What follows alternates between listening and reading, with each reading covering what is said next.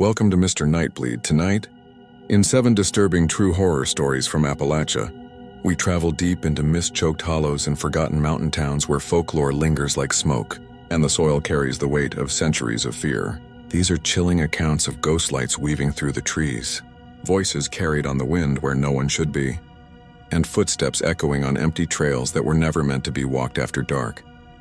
This is a new channel, and my goal this month is to reach 3,000 subscribers.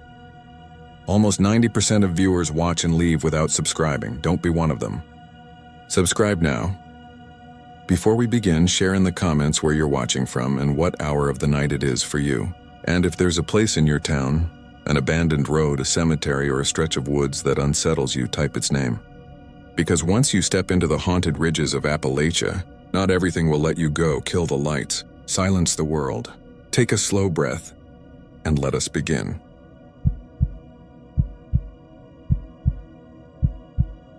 I never thought I'd share this, but keeping it to myself has started to feel like standing in a room that used to be my own, while the house hums a tune I don't know. And I can't convince anyone else that it's not in my head. I don't want to argue with strangers on the internet about whether this happened or not. I just need to tell it straight and see if it sits with anyone the way it sits with me. I grew up in eastern Kentucky, in a small town off the highway, the kind of place where the morning news is the sound of your neighbor's truck warming up, and the night is mostly the crickets and the frogs if it rained. The old rail line that ran through the ridge had been inactive for decades by the time I was a teenager. The county put up chain link in a few obvious spots, but there were gaps and everybody knew the cut through the rock we called the Singing Tunnel. You could hike there from a pull-off by the gravel plant. The tunnel looked like an open mouth in the hillside. There was a water stain that ran partway down one side like a tear. If you went in during the day, it was just damp and cool with a trickle of water down the middle. At night, people said you could hear a woman singing, low and steady in words you couldn't quite catch. It was the sort of story kids dared each other with after ball games and church dinners. I never thought I'd need to think about it again. Last summer, I went back for a week because my mom's house needed work. She had slipped on her porch steps and broken 2 bones in her foot. Nothing life-threatening, but the way it happened made her nervous about being alone. And I owed her more time than I'd given. My sister Erin and I split the duties. She lives about 40 minutes away and could check in during the week. I took a few days off and drove down. I brought my friend Nate because he likes projects, and I liked the idea of having someone with me to talk to while scraping paint and replacing handrails. It felt good to pull up to the place where I'd learned to ride a bike and see the maple still throwing shade across the yard. Mom watched us from a lawn chair with her cast propped on a cooler and said it was nice to hear tools instead of thinking, which is a thing only your mother would say in that tone. Erin came by each afternoon with groceries and gossip. I slept in my old room, the one that still had a thumbtack hole where my senior year schedule had been. It should have been an uncomplicated stretch of time. On the second night, after we'd put up the new rails and I'd convinced Mom to let me install a motion light at the foot of the stairs, Nate and I sat out by the car and listened to the wood settle. It had rained at dusk, just enough to freshen the air and make the road steam. The cicadas were going full tilt, and the creek behind the house had that chattering sound it gets when the rocks shift. We talked about the tunnel because that's the sort of thing you bring up if you're from here. I told him the version everyone knows about the bride who died on her wedding day, and how if you stand inside the tunnel after midnight, you'll hear her singing a lullaby nobody can place. Nate didn't laugh it off. He's not one of those people who tries to outcool a story. He said he'd like to hear it for himself. Erin arrived late that night with a bag of ice and a stern look that said we were idiots in advance. She's 3 years younger than me and talks to everyone like she talks to our dog, fond but firm. When she heard we were thinking about walking to the tunnel, she said we could do that if she came along and if we brought a decent flashlight instead of just our phones. I told her we'd be careful. Mom asked us to be back before 1. She said the sheriff was crackling about bears on the scanner. We left around 11 with the air smelling like wet grass and gasoline from the mower I'd run earlier. It's a 20-minute drive if you take the straight shot, then a short walk on a washed-out service road that always looks like it's about to close up. The gravel pull-off had one other car in it, a pickup with a cracked windshield and a parking pass from some factory 2 counties away. I recognized the sticker for the county fair on the back window and a soft drink cup rolling on the floorboard. No one was in or around the truck. We took the light and a first aid kit because Erin never does anything without backups, and we walked into the trees. There's a change that happens when you go from road to path at night. The sounds reorganize themselves. The bugs you hear are closer, the branches breathe, and the crunch under your shoes announces you in a way your front porch never does. We didn't talk much. The three of us have different footfalls, and I could feel them in my legs. Nate's steps are steady and unhurried. Aaron's are a little quicker. Mine felt too loud. The light picked out the white smear of a paper plate someone had left on a stump. Then the beaten dirt where the road loses patience and turns into a path. The tunnel is just beyond a turn that always feels sharper than it is. When we saw it, my mouth went dry, which annoyed me. It looks exactly the way I remember it, but I'd forgotten how the darkness inside it doesn't reflect. Town kids call it chalkboard black. The air that comes out is cooler than the air that goes in. For a minute we stood on the lip and listened. Water dripped inside. Something small, probably a bat, skittered farther back. There was a faint smell of iron. Aaron swept the light across the ceiling where late kids had sprayed their names in paint. The beam clipped something reflective that looked like an old bottle. We stood there long enough that my eyes adjusted a little, and I could make out the ribs of the stone. Nate asked what time it was. I looked at my phone and saw 11:43. I said we should go at least halfway in and stand in the middle for a few minutes. Aaron said we would stand just inside where we could still see the mouth. I told her that was fine, and we stepped into the tunnel. The way our footsteps echoed made it sound like we had more people walking with us. I felt the way you do when you walk into a church after hours, that prickle like you're interrupting. We stopped where the light from outside became uncertain. You don't need to stand dead center to prove anything. We turned off the flashlight to let our ears do their work. It was the usual tunnel sounds at first. Drips. The wind at one end making a soft beat against the air like a big sleeping thing. I could hear Aaron breathing beside me and the scrape of Nate's jacket when he shifted his shoulders. After a minute or so, we heard something else. Not a melody, not even a note yet, but a strand of sound the way you hear a voice before you make out words. It was low and far away, the way train horns sound in movies. I wondered if a car on the road outside had given us a Doppler effect through the arch. We waited, and the sound didn't resolve into anything. It climbed and dipped like someone humming without opening their mouth. Then, without ever seeming to get louder, it became close. There's no way to explain that if you haven't been in a place like that. 1 second the sound belongs to the space, and the next it belongs to the air right beside your ear. I flinched. Aaron grabbed my sleeve. Nate whispered that he heard it too, which made me feel better and worse. The impulse at a moment like that is to say a name, so I said, Mary. That's what we always called the girl when we told the story as kids. It's a name that rides well on a breath. My voice sounded wrong in there. The hummed line faltered and then came back like water rejoining a stream. I reached for Erin's hand because she used to do the same to me in grocery stores. And even at 30, she still laces her fingers with mine like we're going to cross a street. Nate raised the flashlight but didn't turn it on. We stood like that for what felt like 5 minutes and could have been 30 seconds. The humming didn't become a song. It stroked the air and edged around us like a cat you haven't seen but can tell is in the room. I wanted to speak again, but I didn't want to break whatever it was that had found us. Then it changed. It didn't get louder or faster. It opened a little, the way lips part when someone takes a breath before the first line of a lullaby. We heard the shape of words that didn't carry the words themselves. My mother used to sing at the sink when we were small. Old mountain tunes she learned from her grandmother. And even when the lyrics were English, they were strange if you wrote them down. This felt like that time before the words, where you know what's coming without knowing it. I had the feeling I should know it. My mouth started to move. We made it 20 feet before the sound moved with us. We didn't agree on it out loud, but we turned back toward the mouth. The flashlight was a weight in my hand, and I hated that we hadn't switched it on. The sky beyond the arch looked like a dim blue thing with insects drifting in it. There was a new sound now. It came from the water running down the center. It made a different tone because our feet changed how it moved. It tapped against a rock with a rhythm that wasn't natural. 3 taps, then a space, then 2, then a space, then 3 again. Erin felt it too because she squeezed my fingers quickly in the same pattern and then let go. That was when the humming stopped. It ended like a breath ends when you realize someone is listening to you. My ears rang the way they do after a concert. Nate said my name, just the one word, and it sounded like a question. We came out of the tunnel into night that felt like it was hanging from the trees.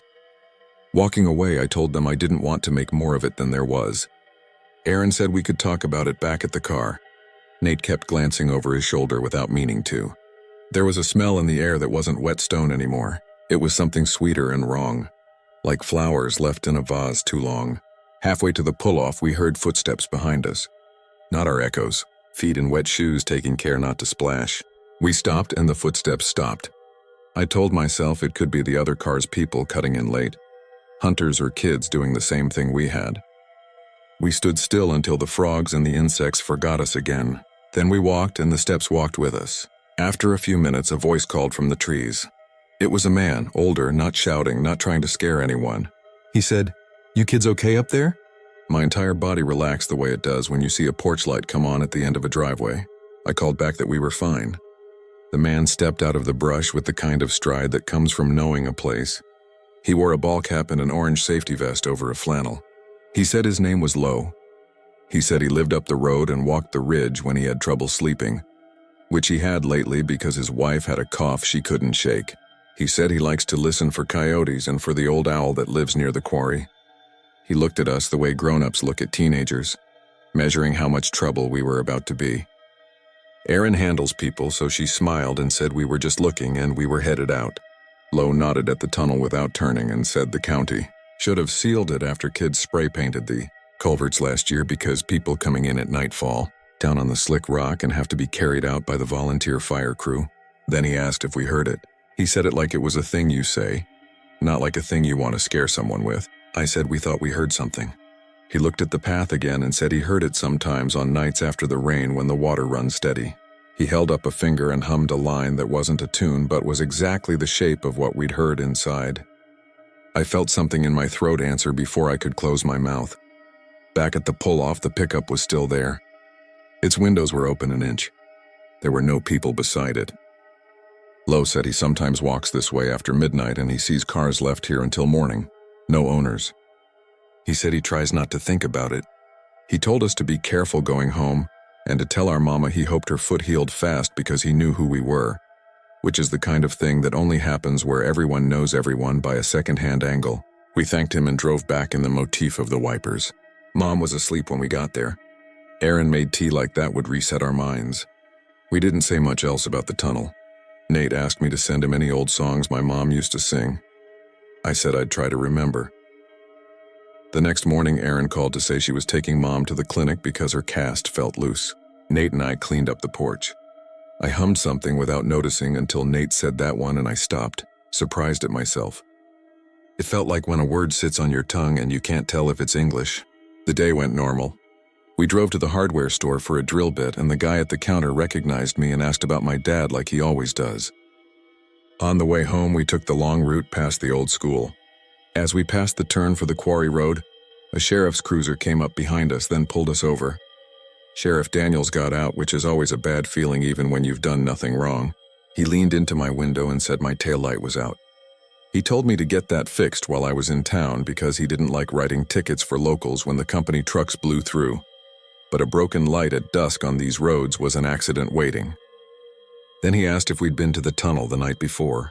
I said yes because I don't lie to people whose kids went to school with me. He said they got a call about an abandoned vehicle at the pull-off. He asked if we saw anyone with a factory pass from the plant in Hazard. I said no, just the truck. He nodded like that was what he thought. He told us to head on and be careful. There was no follow-up about the truck in the days after, and I didn't ask because that's the way people handle gaps in news at home. We respect what we can't fix or we pretend to.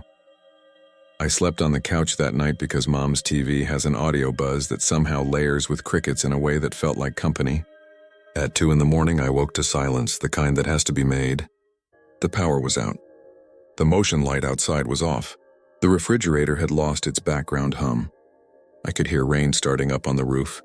I reached for my phone and saw the battery at 15% because I had fallen asleep without plugging it in. The house felt like a boat for a second, creaking while the wind changed. From the hallway, I heard the soft, uneven tap that my mother's cane makes when she tries to walk without waking anyone.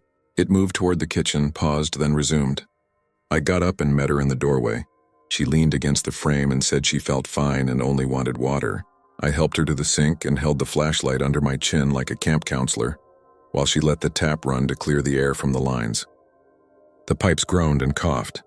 When the water came, it didn't run, it pulsed. 3 beats a space, 2 beats a space, then 3 again. Mom looked at me with her mouth fixed in that way that softer people use to keep themselves from admitting fear. I turned the handle off and the pipes thumped one last time like someone on the other side had tapped back. The power blinked on then with the sudden vulgarity only modern appliances can make in a night like that. The TV blared at low volume. The refrigerator clicked and shivered. The hallway light stuttered and steadied. We pretended we didn't hear what we heard. I helped Mom back to her chair and turned on the radio to the oldies station because a human voice, telling you the time and the traffic, is one of the easiest tricks against a mood. The next morning, Erin came early because she said the clinic could take Mom sooner if we arrived before 9. Nate drove into town to get a new taillight and grab coffee. I stayed behind to put together a list for the last day's tasks. While I wrote at the kitchen table, the radio station fizzled and came back. Fizzled and came back like a bad chord trying to catch. I turned the dial through static. For a second, a single pure note slid out of the speaker, as if the band had tuned to someone else's key. It held just long enough for me to think it was part of some ad. Then it dropped back to a talk show. I clicked the radio off and stood there with my mouth open again like a fool. We hit the end of our week with everything mostly in place. The handrail was sturdier than it ever had been. The motion light picked up raccoons the way it should. Erin had arranged a neighbor to check on Mom each morning. I dreaded leaving and also wanted to be inside my own apartment walls where nothing had ever sung without a person attached.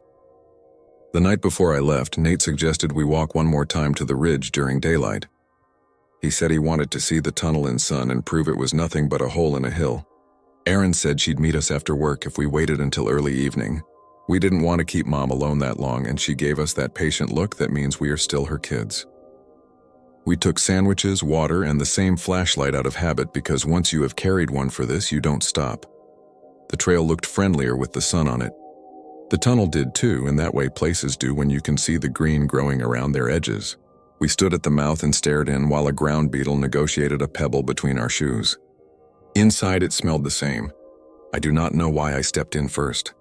I think I wanted to prove something to myself and couldn't say what. We walked in far enough to see the light dissolve to a dust behind us. I put my hand on the wall and felt the cold wander up my palm. Then we heard a voice, not humming this time, a real human voice from outside calling. It sounded like the sheriff at first, that same rhythm. It said hello the way people do when they don't want to startle you, but want you to know they are there. I answered. The voice came again and said something that could have been our names. Then behind us toward the dark, another voice. It was softer. It had that shape of a lullaby, but clear enough that you could tell it was a person, and not an idea. It said my name in a way no one alive says it, with the old family drawl my great-grandmother had, the one my mother would slip into if she was tired or sad. Erin had told me once that when Mom sang to us as babies, she slid into her grandmother's vowels without knowing.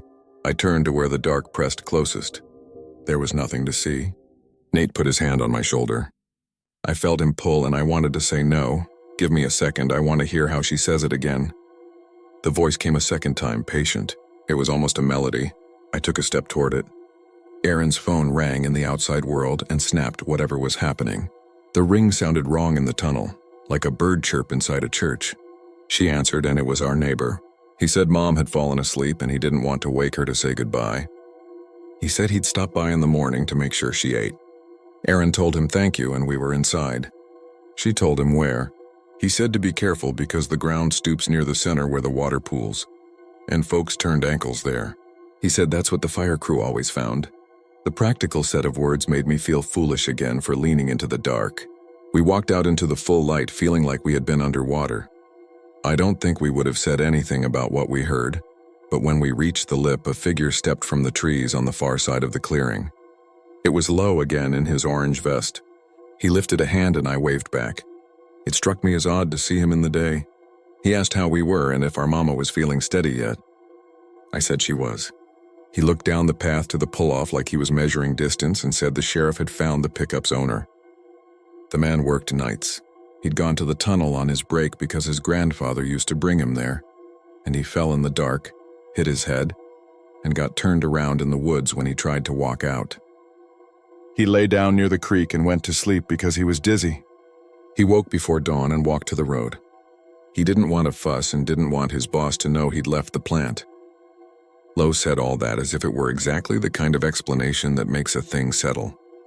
He said he'd been worried all the same. He said there were some old things in these hills worth being careful with. Then he raised a hand again and went on his walk. I left the next afternoon. The drive back to my place felt longer than it should. When the interstate thinned and the radio tower near my apartment blinked into view, I exhaled.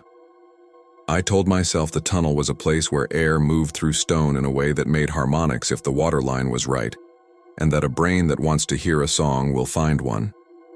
It felt good to be in my kitchen with its ugly cupboards. I slept without dreaming for 2 nights. Then I woke at 3 with the certainty that someone in the next room was talking just under the sound of the refrigerator. I lay there until the sun came, telling myself it was a neighbor's TV. At work the next day, I caught myself humming at my desk while I copied a list into a spreadsheet. My coworker Shannon said she liked that song and asked who it was. I said I didn't know. She laughed like she thought I was gatekeeping and went back to her screen. At lunch, I walked outside and sat on the low wall near the parking lot. The wind had a little damp to it, the way it does when the air is about to change. A city bus pulled up at the light, and something in the way its brakes sighed struck the same shape in my chest as the tunnel. I swallowed and tasted iron. I called Erin that evening to ask how Mom's foot felt. She said fine. She said the neighbor had come by like he promised and left a casserole. She said the sheriff had called about a general meeting at the fire hall to talk about keeping people safe on the trails. Then she said she had something funny to tell me. She said when she turned on the shower that morning, the water came cold and then warm. But in between, there had been a run where the spray hit the tub in a pattern like a little kid drumming. 3 beats, a pause, 2 beats, a pause, 3 again. She laughed like she was trying to make a weird thing smaller. I told her maybe the air in the line had made it. She said maybe. She asked if I had slept all right. I said yes because I didn't want my sister thinking I was spooking myself in the city. We hung up and I sat in my living room longer than it takes to drink cold coffee. There are small habits you learn for no reason and keep. That night, before I went to bed, I put a glass of water on the nightstand the way my mother used to when storms were forecast. I told myself it was for the dry air. Before I turned off the light, I noticed the water had a faint ripple. Not a breeze ripple, a pulse. I tapped the glass with my fingernail. It stilled. I slept with my hand on the covers like a kid. This goes on in small ways and then retreats. I don't hear it every night. Sometimes weeks pass when nothing in the plumbing or the radio makes me think about a woman walking into a tunnel in a white dress she didn't get to wear past noon. Then something brings it back. I got a voicemail once that was nothing but a soft hiss. I played it twice and used the number search and came up with a spoofed line. I told myself it was a telemarketer. It still made my palms sweat. Once in the grocery store, a little girl in the cart in front of me hummed, while her mother compared 2 brands of crackers.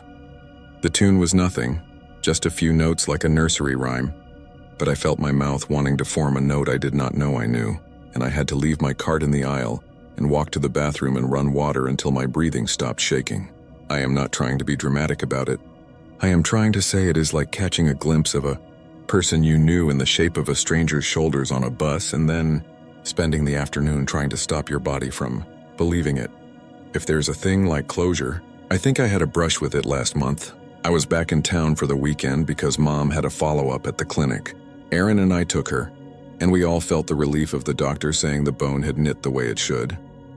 After dinner, when Mom fell asleep in her chair, Erin said she wanted to drive to the ridge and watch the sunset from the overlook, which is another path off the quarry road that stops short of the tunnel. We parked near the same pull-off where the maples hang low. The light was that orange that makes a place look haunted by a kinder world. On the way back to the car, we heard someone coming down the path from the other side, the tunnel side. It was Lowe again, walking with a lantern instead of a flashlight like he was stitched out of an older day. He said evening, and we said it back. He asked how our mama was and smiled at the good news. He said he'd been up by the opening because he liked to listen to the water when the summer is dry and see how it sounds when the rocks show. He paused like he was thinking whether to say the next part.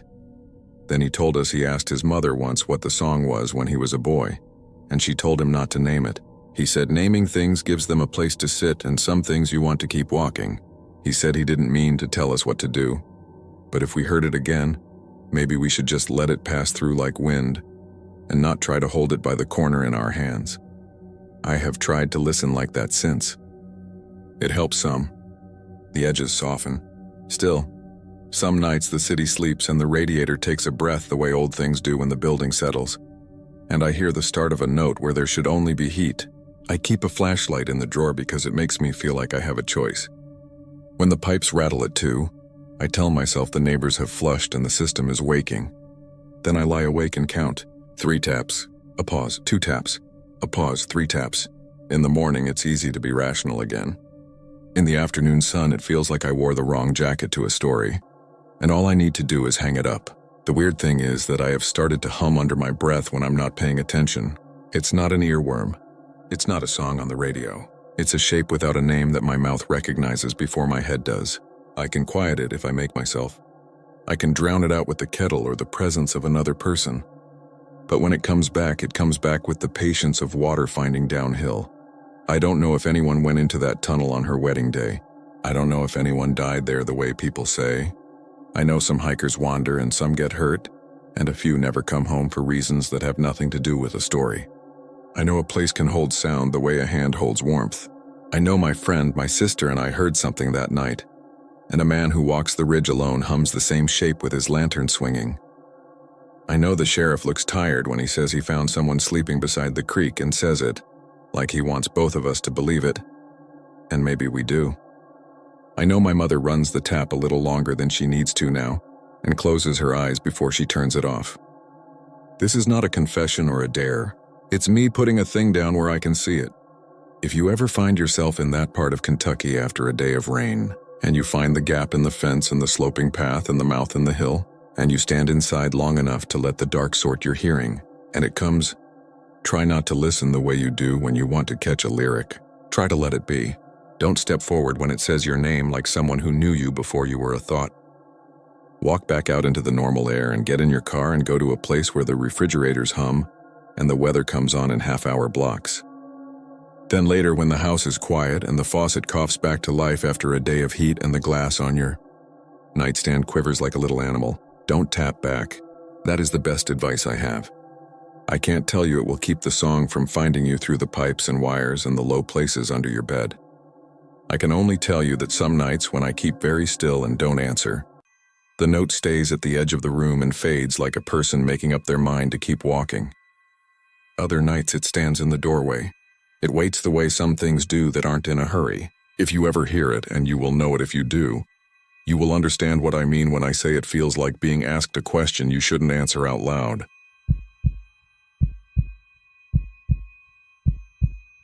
I never thought I'd share this, but the way the nights feel where I live now, I'm starting to think the only way to sleep again is to put it out there and let other people hold a piece of it.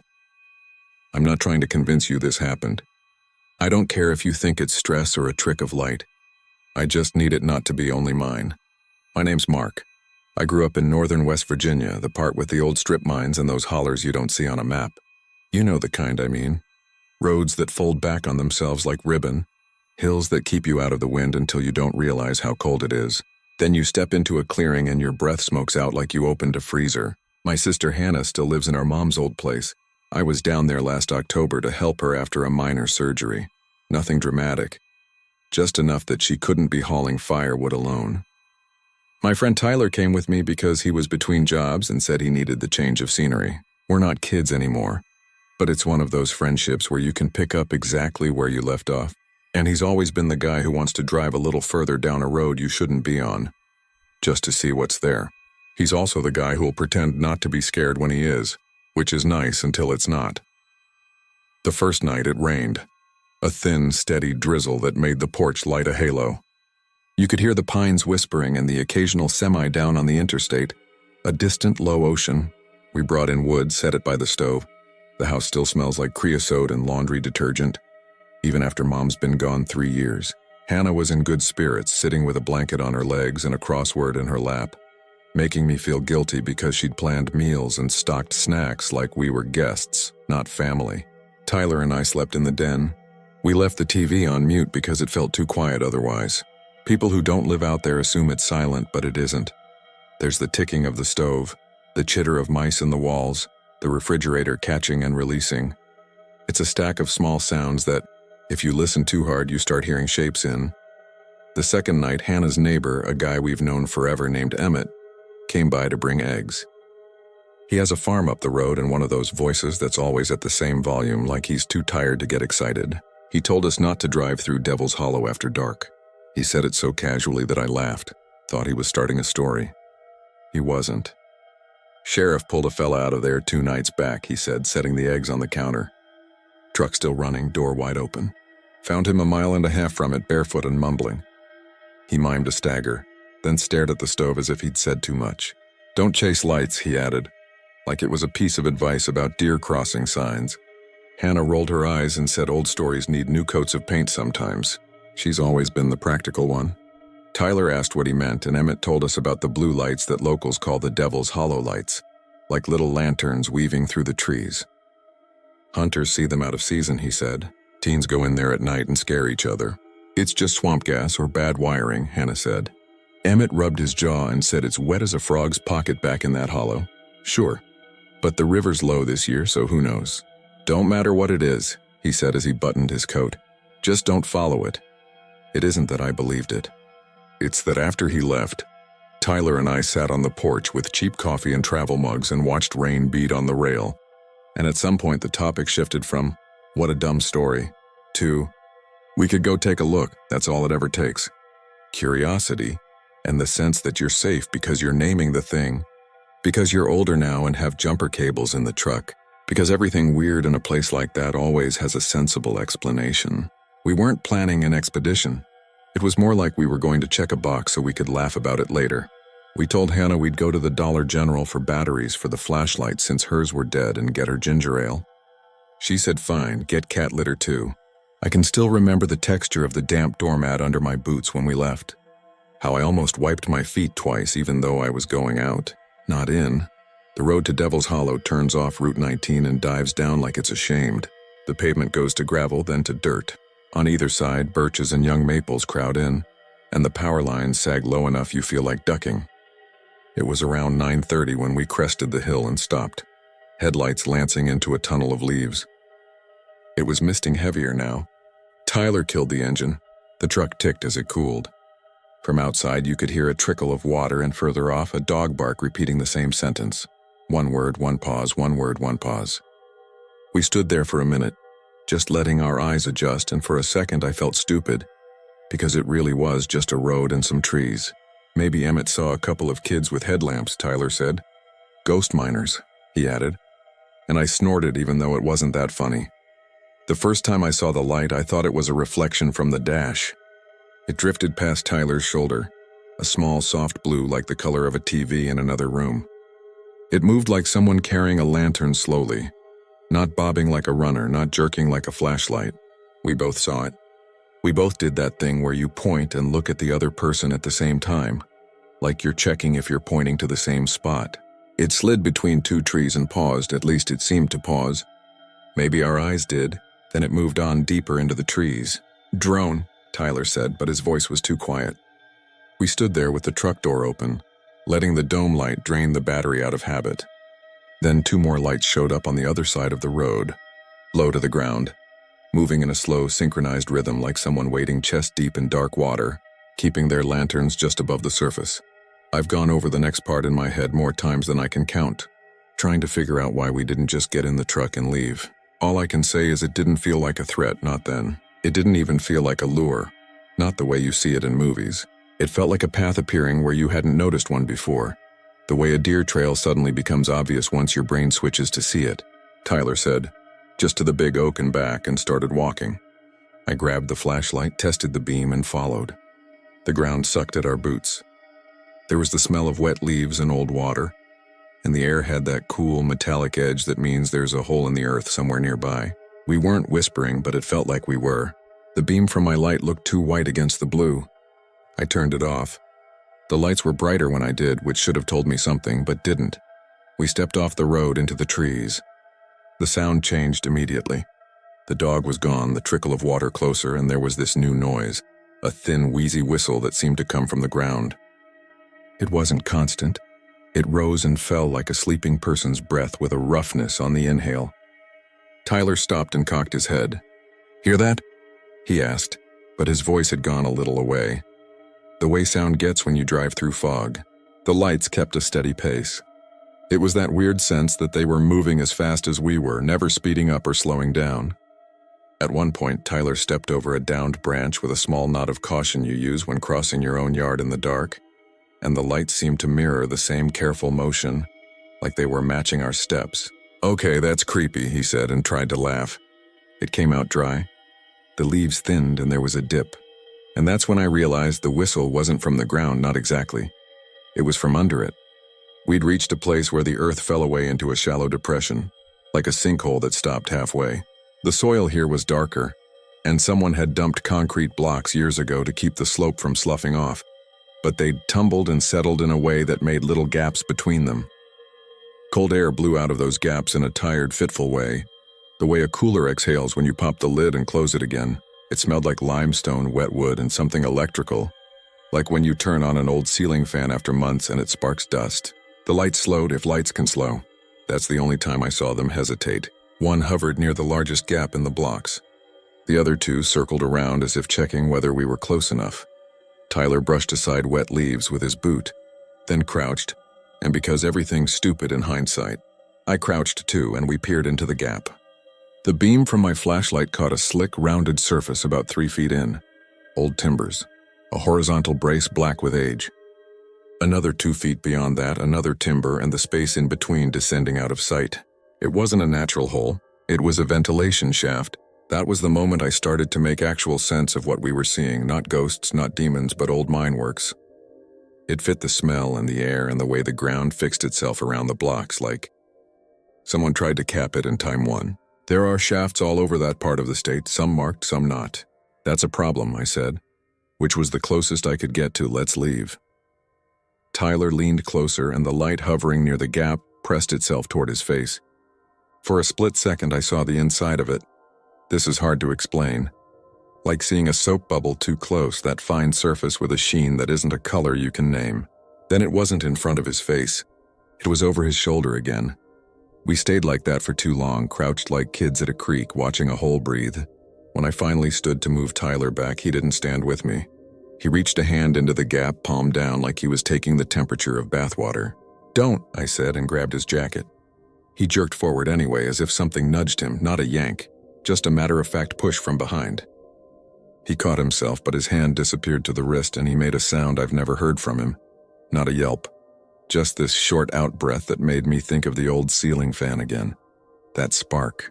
He pulled his hand out immediately and it was fine. Not burned or frozen, just wet with condensation. He stared into the gap like he'd heard a voice. "Did you?" he started, but I didn't let him finish. I hauled him up by the collar and he came up stiff and blinking as if he'd been asleep. On our way back to the road, everything felt closer. The trees angled in. The light stayed at the edges of our steps like cats trotting just out of reach.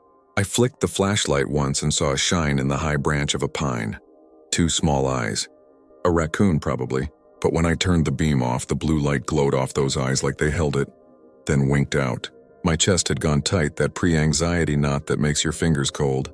Tyler was walking faster now, licking his lips and jamming his hands in and out of his pockets. "We need to go," he said. Not we should, but we need to. And in that moment I realized he wasn't humor brave anymore. He was trying not to run. When we broke out onto the road, my headlights were still shining and the truck's door hung open like we'd staged a crime. There was a figure on the far side of the road. I think my heart just decided not to be involved for a second. It was a man barefoot, wearing jeans and a flannel shirt dark with wet. His hair was flattened to his head, and he had that gray-green color you see on people who work night shift. He wasn't looking at us. He was looking at the lights, and the look on his face made me nauseous without knowing why. Not fear, but recognition. He said something without moving his eyes.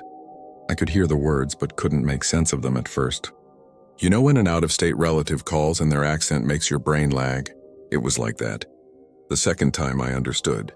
He was saying, "under the hill," over and over like a prayer, like a kid sounding out a spelling word. Under the hill. Under the hill.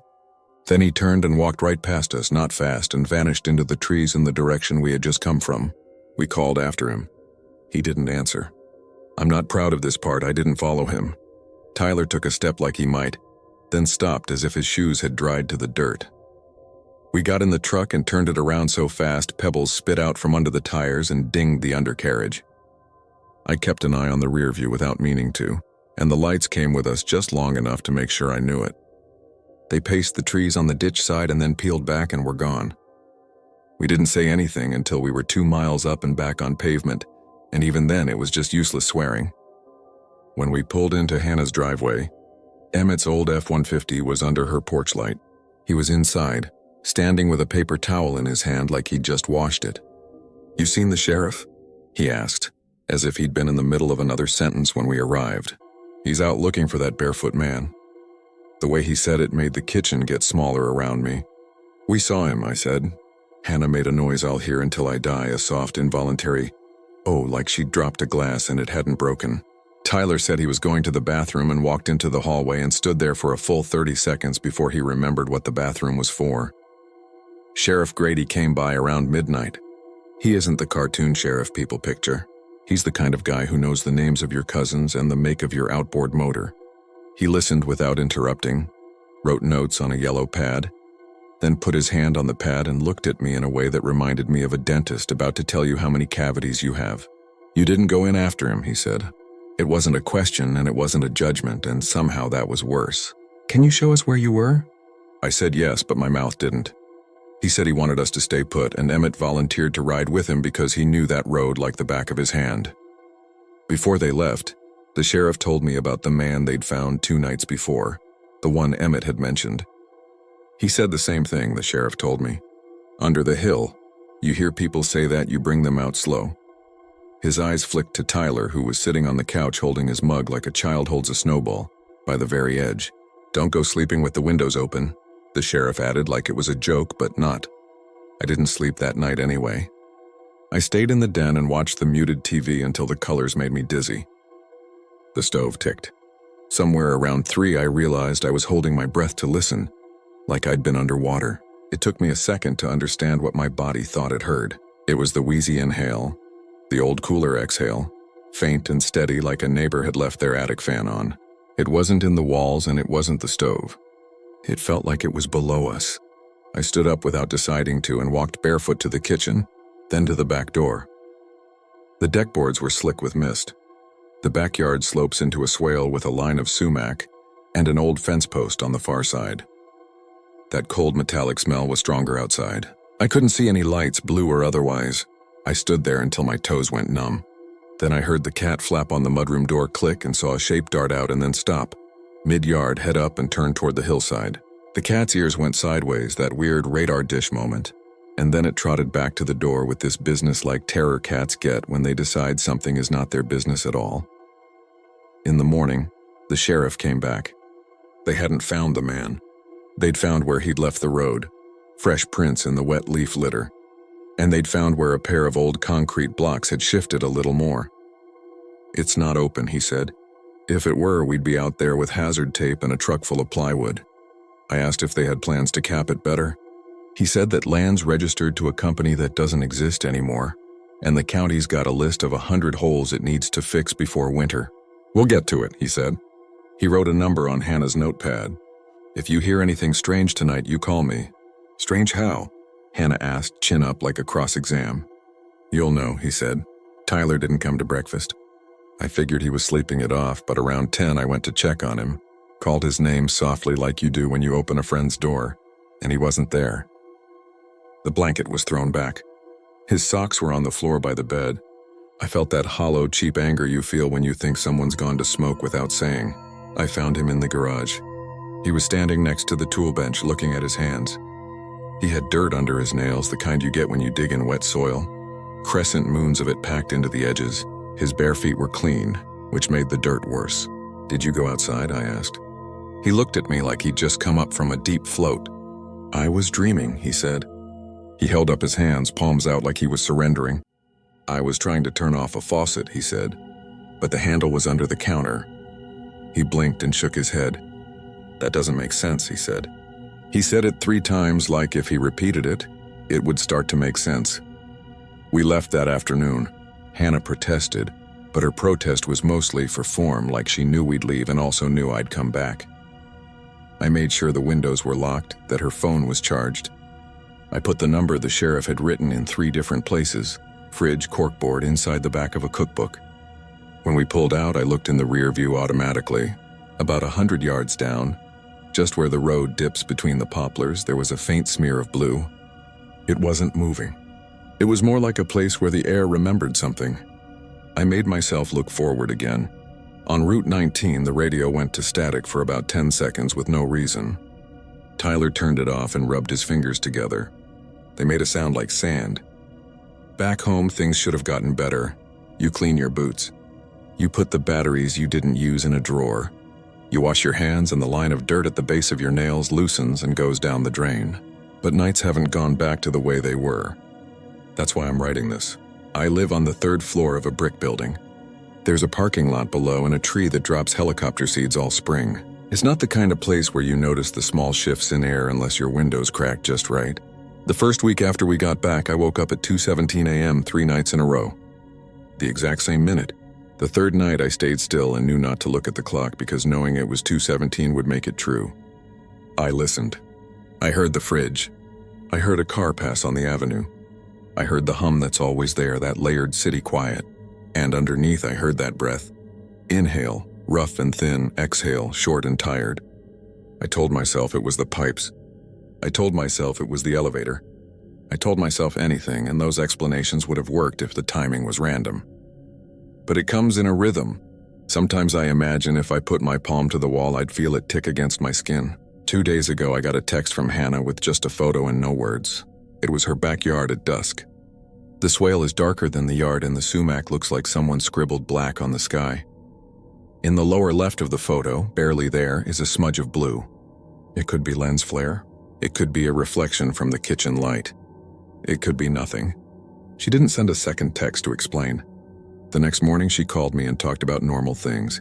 The neighbor's kids, a sale at the co-op on cat litter, which made us both laugh a little too long. At the end, she said, "Did you ever find that extra pack of batteries?" Her voice had a flatness to it, like a penny hammered thin on a railroad track. "Yeah," I said. "They're in the drawer by the stove." She said okay and hung up without goodbye, which she never does. I haven't heard from Tyler in a week. He doesn't answer calls, but he texted me late last night. One sentence. "Do you ever feel like an open window is a mouth?" I typed something back and deleted it and typed something else and deleted that too. I ended up sending, "I'm coming over tomorrow," because I thought if I said that, I'd have to do it. He read it and didn't reply. I sat on the couch with my feet up, and at some point I realized I had my shoes on even though I never wear shoes on the couch.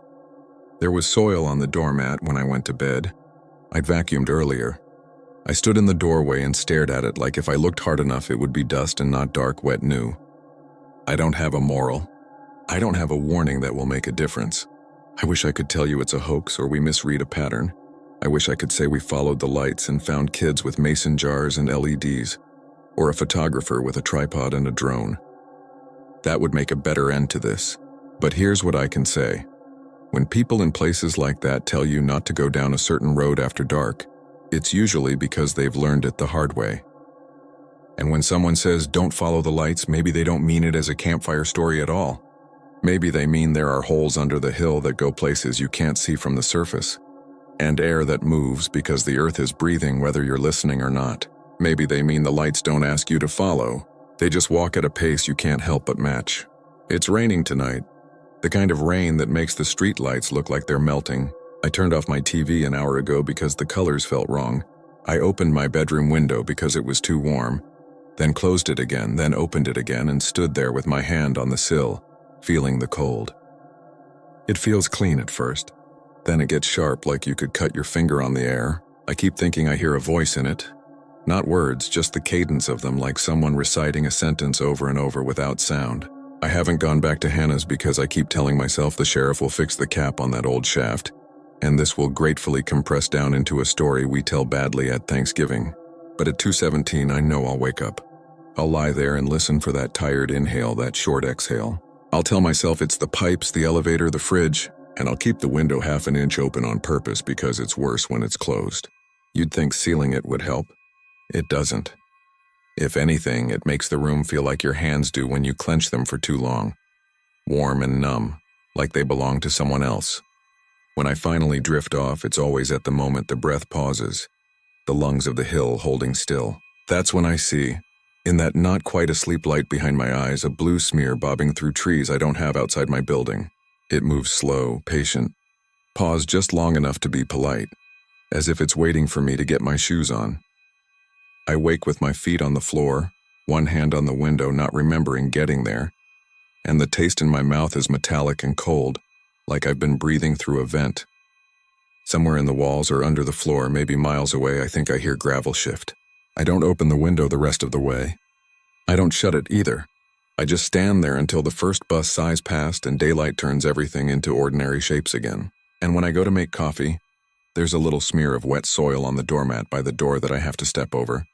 And I do step over it, instead of on it, like you would if you were trying not to wake a sleeping thing.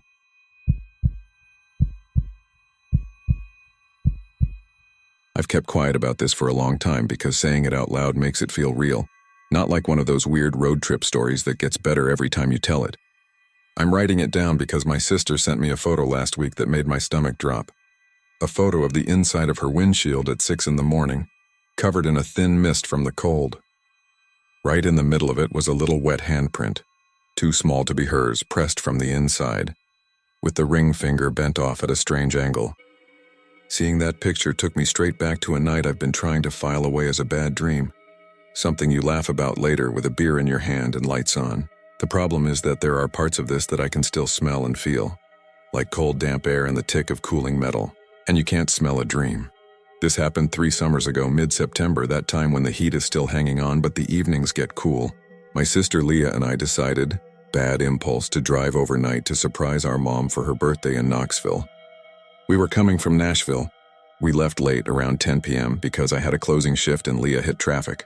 Our friend Sam tagged along because he'd never seen the Smokies and he owed Leah gas money. He's the kind of friend who throws his backpack in your trunk without asking, and is somehow already asleep when you pull out of the driveway. We didn't plan to take the back roads, but I-40 had a backup from some construction near Cookeville. My phone chirped and rerouted us on a longer eastbound path through the foothills, a string of county roads that looked like a tangled shoelace on the map. It was later than we'd wanted. My windshield had that dusty look it gets when a TN summer hasn't given you rain in weeks, and I was riding the high of a gas station coffee that tastes exactly like a styrofoam cup. Leah took shotgun with a bag of peanut M&Ms and Sam sprawled across the back seat, knees in the air, hoodie bunched under his head. We stopped at a BP on the edge of a town I couldn't tell you the name of. One of those places where the main street has a barber pole, a dentist sign that looks like a tooth in a circle, and a hardware store that's been around since the Beatles were on the radio. The clerk was older, square glasses, a baseball cap with Parsons Farm Supply, the bill all sweat-stained. He talked like he had time to talk. While I paid for the coffee and Leah asked if they had windshield wipes, he told us the road we were about to take, County 18, had a washout near a bridge but was passable if we went slow. "Don't stop on the bridge," he said. "If you get in trouble, keep your hazards on.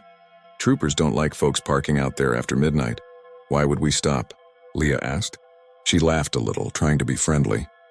He shrugged like it didn't matter to him either way. People see things, they stop. Night can make a lot of noise on that stretch, if you know what I mean. Back in the car, Leah rolled her eyes and made a spooky face at me, hands up like claws. We laughed because that's what you do when a stranger says something that's maybe a little stranger than they know. Sam didn't hear any of it. The coffee tasted burnt and perfect. County 18 started fine. Gentle curves, trees hanging over the road like a tunnel, the occasional mailbox with reflective numbers. There were no streetlights, just my high beams painting the world into existence. The radio found one of those late-night call-in stations where it's all soft voices and someone dedicating a song to their third-grade teacher. I turned it down to a murmur, just enough to not feel like silence. We were making decent time. About half an hour from the BP, we reached a green road sign riddled with bullet holes. Past that, the asphalt got ugly, patched and cracked, the kind of surface that changes the sound in your tires. The air cooled noticeably when we crossed into a low dip in the road. Leah tapped the dash and said my check engine light had flickered, but it didn't stay on. "Probably the gas cap," I said, because that's what I always say when cars do weird things. I tried to keep my voice calm so she wouldn't start catastrophizing. Then the GPS got weird. The blue line would drift and snap back. The little arrow froze for a second while the car kept moving, as if the phone needed a moment to decide if we existed. I do not like when navigation looks like it's had a long day. It amps up a quiet worry. What if you pass the turn and don't realize until you are deeper in? What if you end up on someone's land at 1 a.m. and they don't want you there? We came to the bridge by accident, slow enough that we didn't clatter onto it. It wasn't a proper bridge, more like a narrow concrete slab over a creek, with low side rails that came up to the doors. On the right, hanging off a bent signpost, a sheet of reflective tape said, "One car at a time." The head beams threw a flat whiteout across the water below us. The creek's surface flashed, then went black again. The radio fuzzed out and came back in a milder, almost human-sounding static.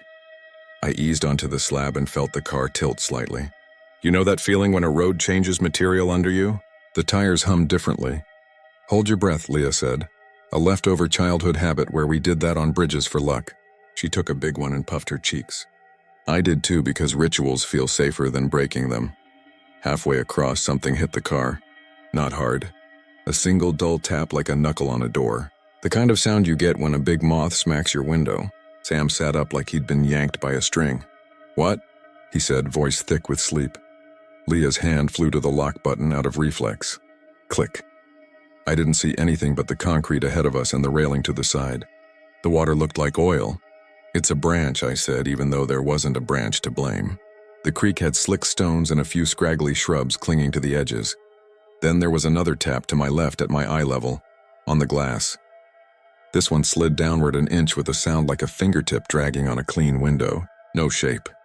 Just a smear through the condensation I hadn't realized was there. It was getting cold enough that the inside of the windshield was fogging lightly. I hit the defogger out of instinct and the warmer air started to clear it. Drawing a river through the haze, Leah said, "Do not stop." I didn't. I kept my hands firm on the wheel. 10 and 2 like they teach you in high school. We rolled off the slab back onto uneven asphalt. The radio came back to life with a man singing about missing someone he never deserved. My heart rested back down from my throat. I laughed a short, stupid laugh. "See? It's just shh," Leah said. Not mean, just urgent. Do you hear that? There was a sound that wasn't engine or tires or radio.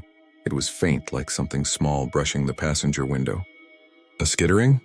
Not quite. More like a soft, deliberate pat, and then another. Sam leaned forward between us, head cocked. The heater cleared the last of the fog, and for a second the glass was clean, reflecting only our faces and the road ahead. Nothing outside. "I think it's the trees," I said. But there were no overhanging branches here, only the ditch and a split-rail fence. Leah shot out a hand and turned the radio all the way down. The silence was big. The soft pat came again, this time from the right side, near the junction where the windshield meets the A-pillar. She said, "It's inside." Something stupid shifted in my brain, and I made jokes to keep it from rearranging itself into something I would not be okay with. "We got a squirrel hitchhiker," I said. Sam didn't laugh. He leaned over and rapped the dashboard twice, a nervous tic he's had since we were teenagers. "Don't do that," Leah snapped. "Please." A white fog swept across the glass again from the edges inward, quick as a breath blown on it. The heater wasn't enough to keep up, and in that fog, hand-shaped, a spot cleared, palm, little fingers pressed from the inside. I don't mean it looked like a hand. I mean the exact shape of one, as if someone were leaning forward and pushing their hand flat against the windshield from our side. It was smaller than any of ours, child-sized, but the proportion of the fingers was wrong in a way I only noticed later. The ring finger curved in closer to the middle finger, and the pad of it smudged in a crescent. I jerked the wheel slightly. The car drifted toward the yellow line, and I corrected. My eyes went wide-hot. Sam swore.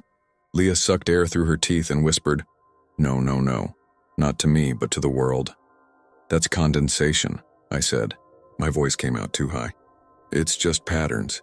Sam leaned back, hands up like he was showing us he wasn't touching the glass. "I'm not, like I didn't." He stopped talking, which tells you how rattled he was because Sam never stops talking when things get tense. He fills silence like a reflex. The handprint stayed for a few seconds and then melted as the defogger caught up. We all stared at the empty place it had been, a blank triangle of clean glass. Leah said, "Keep driving. Don't look at the sides." We passed houses spaced far apart, windows dark, porch lights throwing little circles onto the grass. A dog barked somewhere behind a fence and then went quiet as if someone had told it to hush. Crickets buzzed in waves. The odometer ticked past midnight. We didn't talk. I was suddenly aware of our breathing, 3 people timing their inhales to the hum of an old Honda. 5 miles later, another bridge showed up uninvited. Same narrow slab over water, same low rails. The creek had a different sound here, louder as if rocks were rolling under the current. I slowed. Not too much, just to avoid a blowout if the slab dipped. The radio crackled and cut out again. I didn't even try to fix it. The fog in the car came back blooming around the edges of the glass. This time I watched it happen, the way it curled into itself like a living thing. The heater whirred. Dry air clawed at it, but the fog won for a second and drew a shape. The handprint again, exactly as before. "Drive," Leah said, low and steady. "Just drive," I did. The handprint smeared a little as the warmth hit it, as if whoever was making it pressed harder and moved their hand down a fraction. A runnel formed where the palm would be, a thin streak of moisture like a teardrop. Sam whispered. "I heard about this. Like on a podcast." A girl, "Shut up," Leah said. It wasn't mean this time, just pleading. We came off the slab. The radio popped back with a commercial for a roofing company. "If your shingles are..." And then I turned it off completely because the jingle felt grotesque in its cheerfulness. A mile later, blue and red lights flared in the mirror. For half a second I thought it was a trick of my brain, and then the siren did a single chirp. Polite. I pulled onto the shoulder, tires hissing on gravel. The lights washed over the trees and made our faces look unreal. I rolled down my window and tried to remember where I'd put my registration. Leah was breathing fast. Sam sat up straight and rubbed his hands on his jeans like he'd been caught doing something wrong. The trooper took his time getting out, like they do. He wasn't a scary-looking guy. Maybe early 40s, clean shave, wide brim hat, the reflective stripe on his uniform catching the lights. He kept his hand on the frame as he leaned toward my window. He had that tone like he was trying to be back in bed but being polite about not being there. "Evening. License and registration. Where are you folks headed?" His name tag read Vaughn. "Knoxville," I said, while my wallet performed that trick where it turns into a magic box with no compartments you recognize. I found the card, then the insurance. My hands shook more than I needed them to. "You know why I stopped you?" "No, sir." Real answer. I hoped he'd tell us we'd imagined the last 20 minutes. "You drifted a little left back there." "You drinking?" He said it like he already knew what I'd say. He shined his light around the cabin, not rudely, just doing his job. The beam slid across Leah's face, then Sam's, then the dashboard, then the windshield. It paused. I saw the muscles in his jaw change. "You folks doing okay?" he asked, voice softer. His light made a circle on the glass where the handprint had been, but it had evaporated. Only a clean patch remained empty. "Yes, sir," I said. "We're fine. Just a long drive." He stood up straighter, tilted the light toward the ditch, then the trees, like he'd done that particular little scan before. "If you're gonna take County 18 the whole way, go slow over the next bridge. They're putting up barricades tomorrow. Watch the fog in them low spots. It gets thick." He handed me back the license. He was quiet for a second, then, "Keep your doors locked." "We will," Leah said. He touched the brim of his hat, walked back to his cruiser, and let us go without writing anything. As we pulled away, his lights cut and the night snapped back like a stretched rubber band. The third bridge was more a culvert than a bridge. The stream was narrower, choked with weeds, but the slab had the same churned concrete edges. The fog in the car came before we even reached it, blossoming so quickly it looked like breath in a freezer. My lungs felt tight. I clicked the defrost and the air blasted, dry and hot. A faint smell of damp copper rose from the vents, the kind of smell you get when you've left wet leaves stuck on the hood.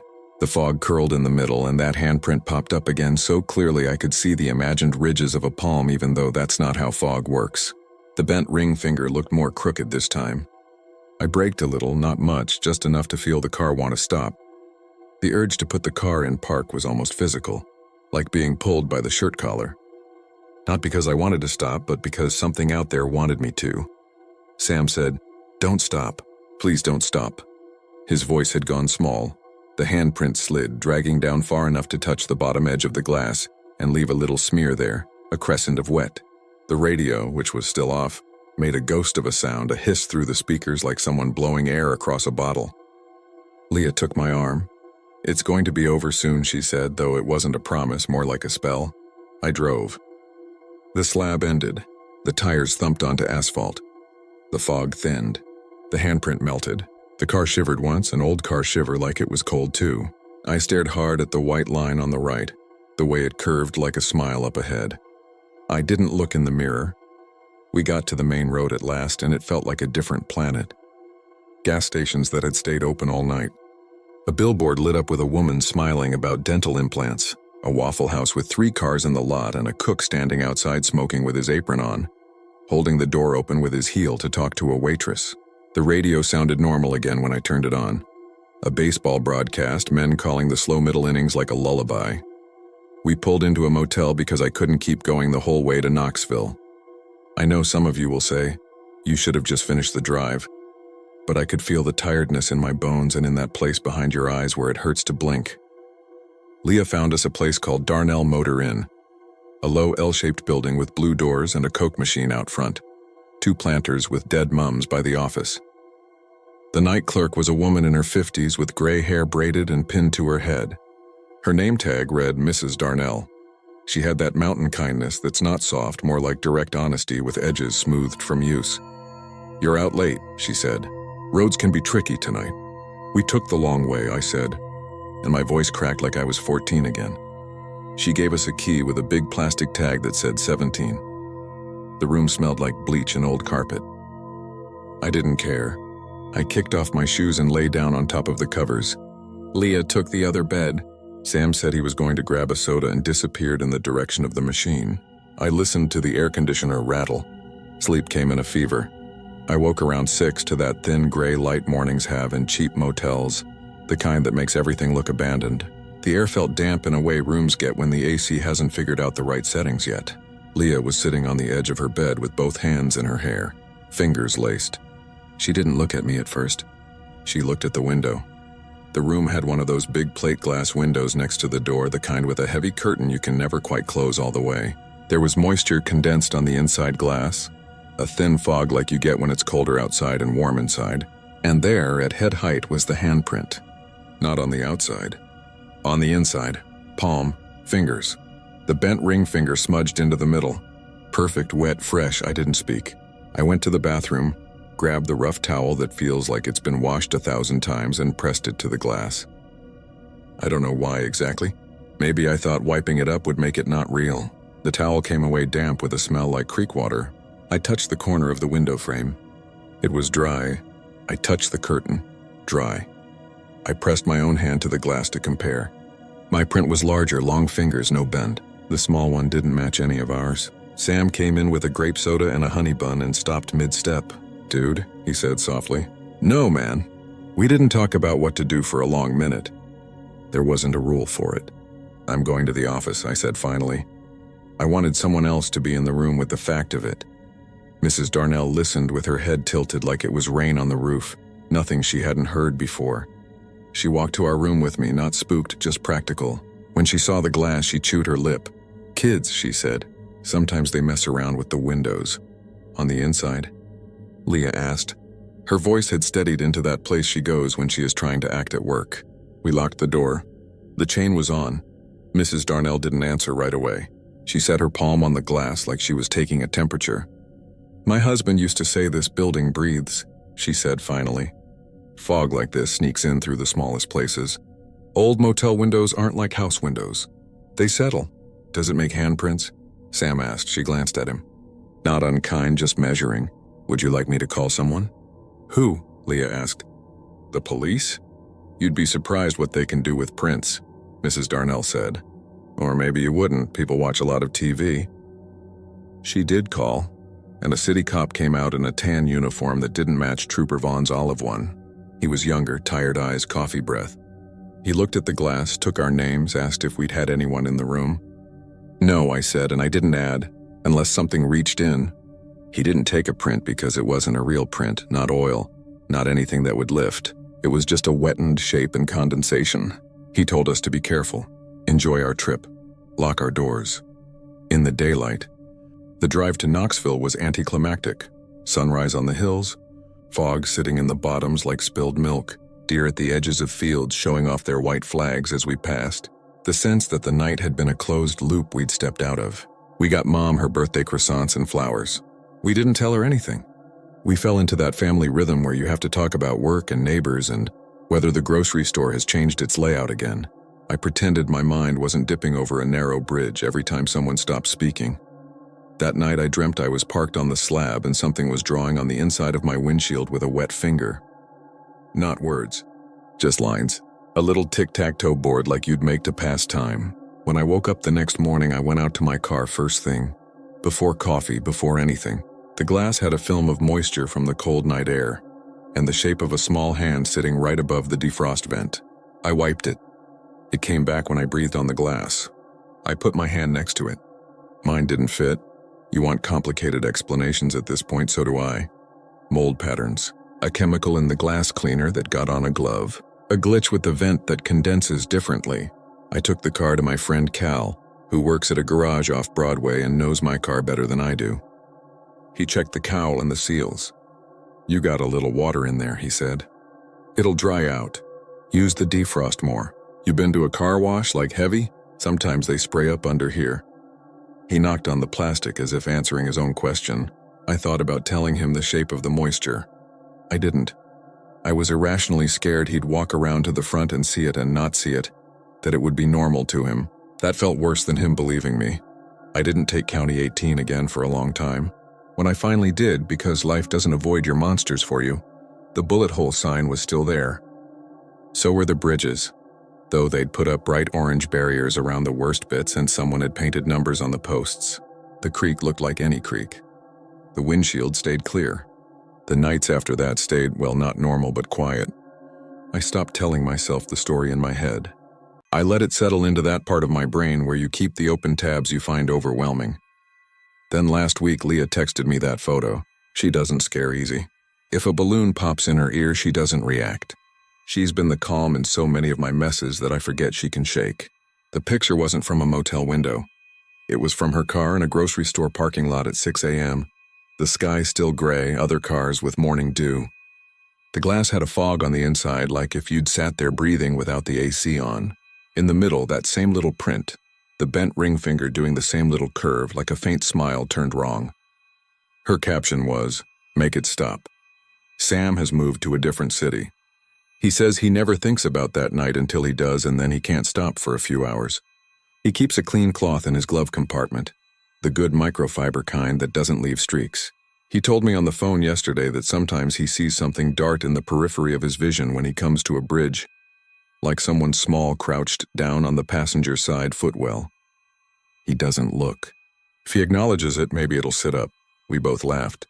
Not because it was funny, but because laughter feels like a shield if you hold it up fast enough. I haven't told you the part that actually scared me most because it sounds like a movie trick. Please realize I understand how this reads. The day after Leah sent the picture, I went out to my car. It was hot. September in Tennessee can do that, pretend to be July for a little encore. I started the engine and turned the AC up. The vents fired cold air at the glass. For a second, the temperature difference made a bead of fog, and the handprint bloomed and faded like it was taking a breath. I reached to the glove box to grab the microfiber cloth Sam bullied me into keeping. When I touched the latch, the radio turned itself on. I hadn't hit any buttons. It wasn't a station, just a hiss, then a faint sound under it like water over stones. I turned it off. It clicked back on. I turned the dial to a different frequency. It stayed on the hiss. It wasn't loud. It was like someone whispering from a room away. I left it on. I don't know why. Maybe I wanted to see if it would become words. I put the car in gear and pulled out, hands tight on the wheel, trying to look casual so the day wouldn't notice me. The hiss remained, a companion. At the first red light, the handprint showed again, clear and soft. This time it smudged downward, slow and deliberate, leaving a ragged drip at the bottom. There were cars on either side of me, people sipping coffee, a guy in a suit drumming his fingers on his steering wheel. The regular world. I thought about flagging the suit guy, pointing, saying, "Do you see this?" Part of me believed he'd look and then tilt his head and admit, "Yeah, my kid gets in my car and does that too." Part of me believed he'd look and not see it at all. Neither option helped. The light changed. I drove. I made a left and a right and another right, and found myself on the little two-lane that runs behind the Kroger, the one that dips into a drainage creek. There's a short concrete bridge there, barely worth the word. The handprint faded with the warm air. The radio hiss softened. The street was empty. I rolled across slow. Out of the corner of my eye, don't ask me how I know the size of something you don't see straight on. I had that sense of someone small moving across the footwell to sit near the passenger door, knees pulled up watching the road through the glass. I didn't look. I don't think it wants you to look. I think it wants you to stop. It doesn't feel angry exactly. That's the part people get wrong about fear. Sometimes the worst things aren't rage. They're need. Need has a pull like gravity. It wants you to pull over, to breathe on the glass, to make it easier to leave a mark. It wants to ride where the air blows warm. It wants the bridge to be the last place you want it to be, a place to wait. I went home. I parked. I sat in the driveway long enough for my neighbor, an older man named Pete who always checks the mail in plaid pajama pants, to wave and ask if I was okay. I smiled and said, "Just tired." Because what else do you say to your neighbor at 8 in the morning when you're afraid of small palms and old concrete? I wiped the glass. The radio was silent. The handprint did not come back. I know there's a story people tell on the back road we took, that in the 1970s a girl hitchhiked and didn't make it to where she was going. I didn't know that story when we drove it. I only heard it later, sitting at my mom's kitchen table while my cousin's husband told it like a campfire tale. And Leah and I had one of those looks siblings have across the room, a glance that asks, "Do we tell?" We didn't. He said folks who drive that road sometimes wake up to a tiny handprint on the inside of their windshield, like she still tries to climb in. He laughed at the end. It wasn't a cruel laugh. It was the kind of laugh people use when a story won't end unless you say it like it's not about you. I didn't laugh. I watched the ice melt in my glass of sweet tea and thought, I didn't stop. Is that what matters? I'm not warning you away from any particular place. Roads are roads. We go where we have to go. I'm writing this to do something with the knowledge that there's a little mark that can show up where it shouldn't.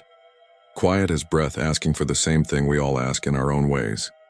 A ride, a moment, a door that opens. Sometimes when I sit in my car at night and the canyon of the windshield turns dark, I keep the defrost on high even if I don't need it. I breathe slow and shallow so my own fog can't give anything else a canvas. It feels stupid. It feels like staying awake on a long flight because you think the plane needs your attention to stay up. If you wake up one morning and your glass is misty from the inside and there's a shape in it that doesn't fit your hand or anyone's, don't think about whether it's real. That's the trap. The reality is not the point.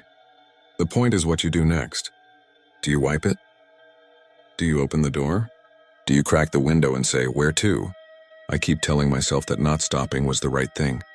But I find my eyes linger on bridges now, and I notice the way the air changes over water. And sometimes when I sit in traffic, I watch the fog at the edges of the glass and wait for a small hand to swim up like a fish to the surface. Most days nothing happens. Then a morning comes when the radio clicks by itself, and the same gentle hiss pours out, and the handprint blooms in the center, bent ring finger and all, and I put my hand on the wheel and I don't look left or right. I tell myself the world is fine, that no one is there. I tell myself I will not stop. And still, without realizing it, I slow down as I cross the bridge.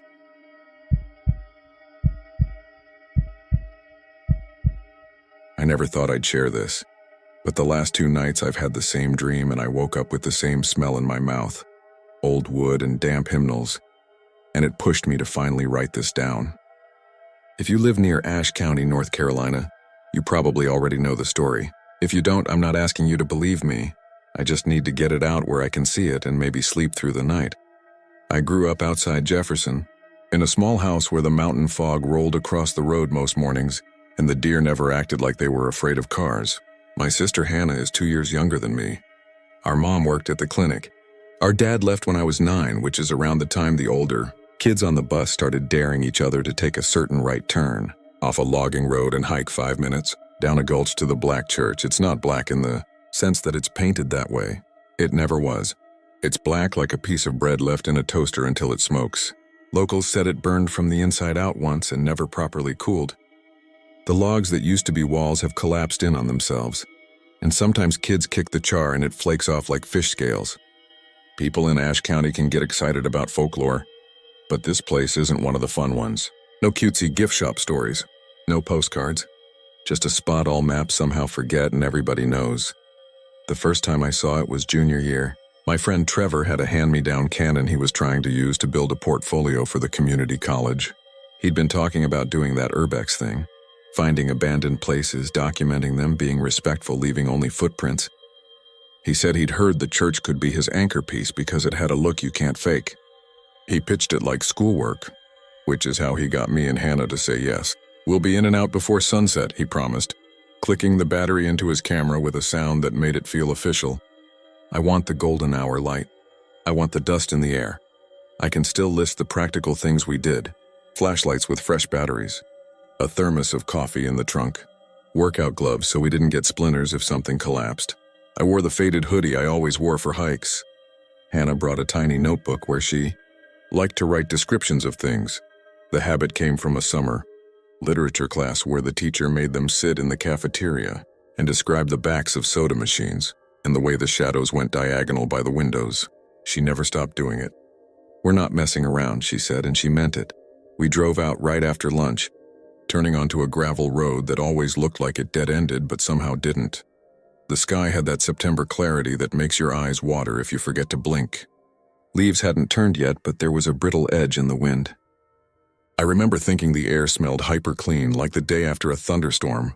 The whole way there, Trevor kept glancing in the rear view and smiling like this was going to be his big thing. When we parked, the slope down to the church was steeper than I expected. There were little beer cans in the ditch and a broken folding chair, but there was also a red plastic gas can that looked almost new, which made me think of someone coming back for it and not finding it where they left it. I told myself the story I always tell myself. Everything in the woods has a normal explanation. I kept saying it in my head the way you repeat a phone number while you walk across a room. The church sits in a shallow bowl of land with an oak tree crowding one corner. You don't see it until you're almost on top of it. The roof is gone except for a few ribs like a mouth without teeth.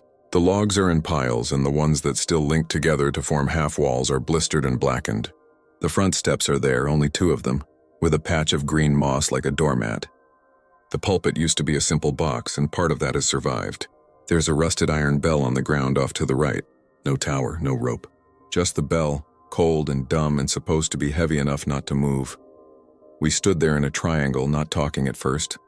Even with birds making noise and a little stream nearby, there was a floaty quiet under it all, like the space under the sound when a fridge shuts off in the middle of the night.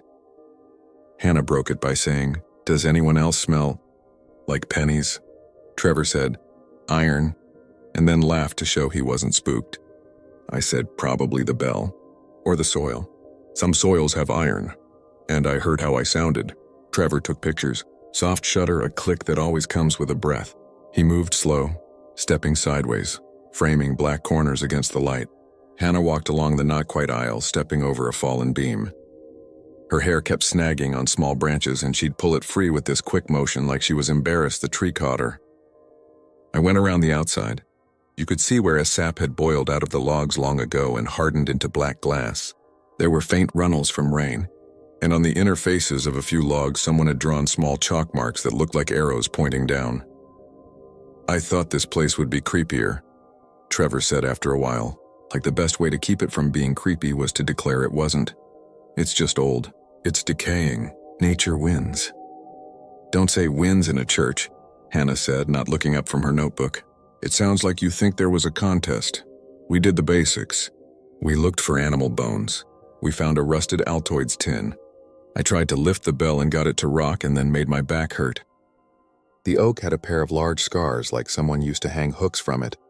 When the sunlight came through the branches, it landed on the pulpit in a way that made the air between look thicker. The pulpit was black with something that wasn't exactly burn and wasn't exactly mold. I put my hand near it and felt a coolness that didn't match the day. "Listen," Hannah said. "We did, and nothing happened. The same stream, the same wind through high leaves, a tick sound like a beetle hitting a bottle cap somewhere, then a low hum I thought was my ears adjusting. It didn't get louder. It didn't form words. It just existed right on the edge of what you could call hearing, like the noise lights make when you don't realize they're on. Then it went away." "Could you get an audio of that?" Hannah asked Trevor. "I can set the camera to video," he said, and I said, "Let's not." we agreed. Pictures, not whatever. He set the camera on the remaining lip of the front pew anyway and let it record a minute of nothing.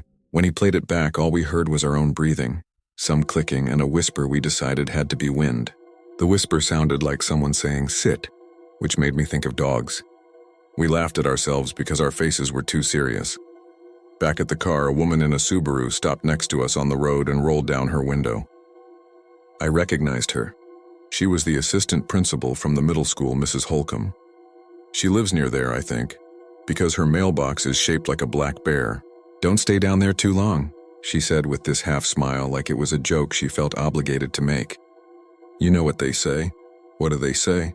Trevor asked, genuinely curious. She blinked like she was surprised he made her say it out loud.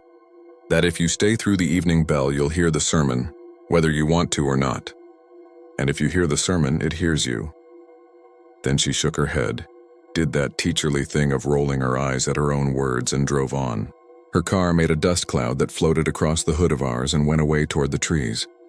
We told ourselves that had been the field trip. We told ourselves we'd go back Sunday morning or not at all. But Trevor got into his thing. That night he texted us pictures. One shot, the one with the light slanting across the pulpit, had something weird in the front row. It looked like a hat sitting on the pew, one of those old-timey flat-brim hats preachers wore. When you zoomed in, the brim wasn't even, and there was a shape above it like someone's head that wasn't there when we took the picture. You could easily call it a dark smudge and leave it at that. We did for a while. 3 days later, Trevor asked if we'd go back at dusk. "I want that warm light," he wrote. "I'll buy Bojangles." He always used Bojangles as the bribe, and it worked. I said I would as long as we were back in town by 8 because I had an early shift. Hannah said, "Fine." But she wanted to bring Mr. Pruitt's old radio, the kind that picks up AM stations from far away at night, because she'd read something once about abandoned places having a signature in the static. It sounds silly typed out, but if you knew Hannah, you'd know it made perfect sense. She's always collected stray ideas like other people collect coins. We stopped by Mr. Pruitt's house.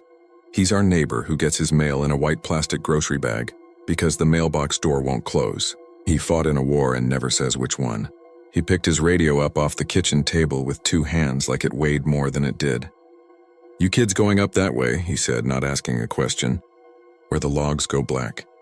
He didn't hand the radio over right away. He sniffed. His eyes had that one kind of old man blue that looks like glass. "You hear a bell?" he said. "You put your fingers in your ears. Don't go looking for it."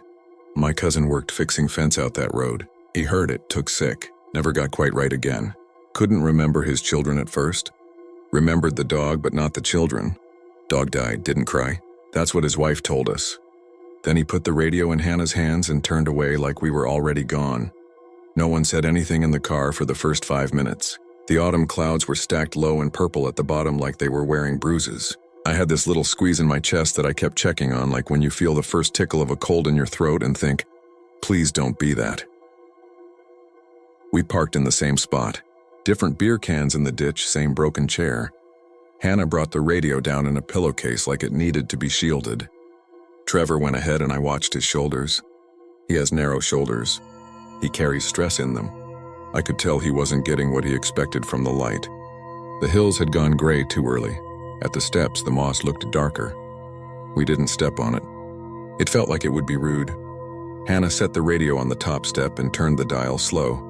You know that tearing sound old radios make when they pass over nothing? That, and then a slice of a ball game from somewhere far to the east. And then some bluegrass so faint it was all banjo and no tune. And then a line of static that lay down underneath like a low tide. She fiddled with the telescoping antenna and got the static to change texture, which is the only way to describe it. It went from torn to ribbed. If you've ever run a finger along a washboard, you know the sensation in your fingertip. This was that in the ears. She pulled out her notebook and wrote down a time, which I still have written on a post-it, 6:19 p.m. Tell me when to stop, she said, and kept turning the dial by degrees, notch by notch. Trevor pointed the camera at the pews and snapped 3 quick frames. It got darker faster than it should have. I swear we lost 10 minutes without feeling them go. My phone screen said 6:23 and it looked like 7:0. Trevor said calmly, like he was pointing out a bird, "There's a hat again." I looked where he pointed. On the front pew, where the light had landed before on the inside edge closest to the aisle, there was a dark shape. Too far to be a hat. Too large, more like a piece of upright driftwood. Someone leaned there, about the size of a seated person's head and upper shoulders, but wrong. You know how a deer's head looks from straight on with the ears like sails? Imagine that silhouette, but as if it was carved from dark bark and left to soak. The ridge in the middle could have been a forehead. The ears were too long, or not ears at all, something like them. I blinked hard. My eyes watered. I told myself the back of the pew had burned in a way that made a high knot. And that's what we were seeing now that the light was different. Trevor took another picture and zoomed in. Hannah glanced up from the radio, saw where we were looking, and then very carefully looked back down. The static just did a weird thing, she said, her voice tight. Like a syllable. Like if static could say ah.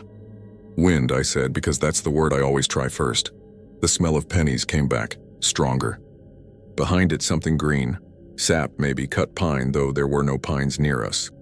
My tongue felt like I'd licked a copper pipe. Time? Hannah asked through her teeth. 28, I said. The numbers felt too even. The birds had quieted without us noticing when. It was that frigid night thing again. My ears did that reflexive little stretch for a sound. You only think you heard. There's a thing I haven't written yet, because I don't know how to explain it, without sounding like the people who tell you they can see auras. Standing there, I got the sense of someone sitting behind me. It was like when you're in a movie theater and you just know the seat behind you has someone in it, and that person shifts their weight and maybe scratches their cheek, and you hear the fabric of their jacket crackle. I had that sensation, precise and physical, except there were no seats behind me. There was a collapsed wall, a tangle of light and shadow, and the oak. I almost turned. I didn't. The radio went quiet on its own. No static, no bleed-through from distant stations. Just a square of silence held between Hannah's hands.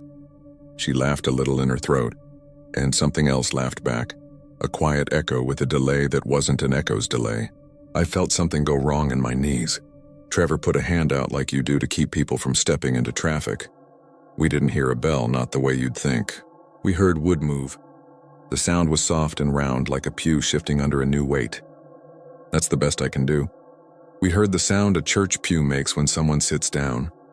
Trevor whispered a word I won't write, and the camera's focus motor did that bee hum and then stopped. He took one picture without looking at the display.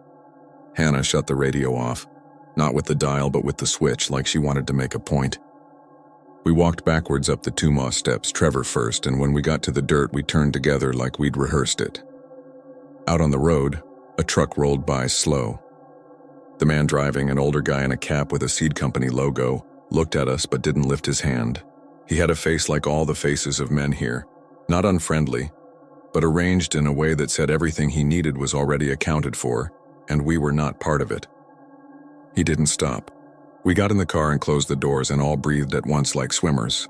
The smell of pennies came with us like it had a ticket. We're okay, I said, not looking at either of them. We're good. That's enough. No more, Hannah said. Promise me. I promise, Trevor said. And I believed he wanted to. On the way back into town, we stopped at the Circle K because my hands were shaking and I needed something ordinary to hold. Inside, a teenage cashier I sort of knew from church youth group was arranging a display of gum. He glanced up, looked at our faces, and said, "Y'all going out to the old logs? So it shows on you," is what I remember thinking. That place puts a color on your skin that strangers see. He rang up a coffee, a Mountain Dew, and a pack of peanut butter crackers. His name tag said Jace with the E written over something else. "You hear it?" he asked. And the way he said it made me know he didn't mean traffic or owls. "We heard wood move," Hannah said. She has a way of just answering the thing being asked. Jace said, like that fit something he already had in his head. My cousin went one time, and when he got home, every door in their house was shut that wasn't shut before. One of their cats wouldn't go down the hallway anymore, and it used to sleep in the tub. I don't know. I never been. That night, the radio came on in our hallway at 1:07 a.m. No one touched it. It wasn't even plugged in. It sat on the little table where you drop keys, and it sang a stretched-out note, like the kind you hear in church when a voice is looking for the pitch. It did it once and went quiet. I lay still on my bed and thought about the word ordinary, like it was a lifesaver you could put your fingers through. The house made all its pleasant, normal ticks, Water heater. A pine branch scratching the siding. A car a long way off. The next morning, I found Hannah in the kitchen staring at the wall clock, which had stopped at 6:28. She had her notebook open to the page where she'd written the time at the steps, and she was tapping the pencil so lightly it made a dry little drum. Trevor came by and didn't come inside. He stood at the back door with his hands in his pockets like he was selling something. "Camera's acting up," he said, which I'm sure is a thing cameras do, but he said it like he meant it in a different way. When I scroll, it keeps skipping back to that last picture. The button works, but the cursor just keeps wanting to be there." He laughed, a quick sound like a hiccup. "I'm probably just tired." 2 days later, his mom texted me to ask if I'd seen him because he was out late and didn't tell her where. I said I hadn't. He turned up a couple hours after that with a story about going on a drive, needing to think, which is exactly the kind of story someone needs to tell sometimes. He started taking pictures of regular stuff. The laundromat, the high school football field, the pizza place's neon sign, like he was detoxing. He said he decided to make a series called Nothing Happens. He printed one of the church pictures and put it in a box under his bed. He told us he did that. I never asked him why he didn't burn it. For a week, little things started to arrange themselves. This is maybe the part you won't sit still for if you don't live around here. The weather will tell you stuff. Our porch kept smelling damp when it hadn't rained. The bell at St. Luke's down on Main Street rang 13 times by accident on a Tuesday when the string jammed. Mrs. Holcomb, the assistant principal, told my mom that a student showed up with his hair wet and his pockets filled with pine needles because he'd sleepwalked, and his mother found him standing on the lawn looking up at the sky saying, "Sit down," over and over. Our paper carrier put the paper on the side of the porch where we don't keep a chair, instead of the side where we do. You can call all this coincidence.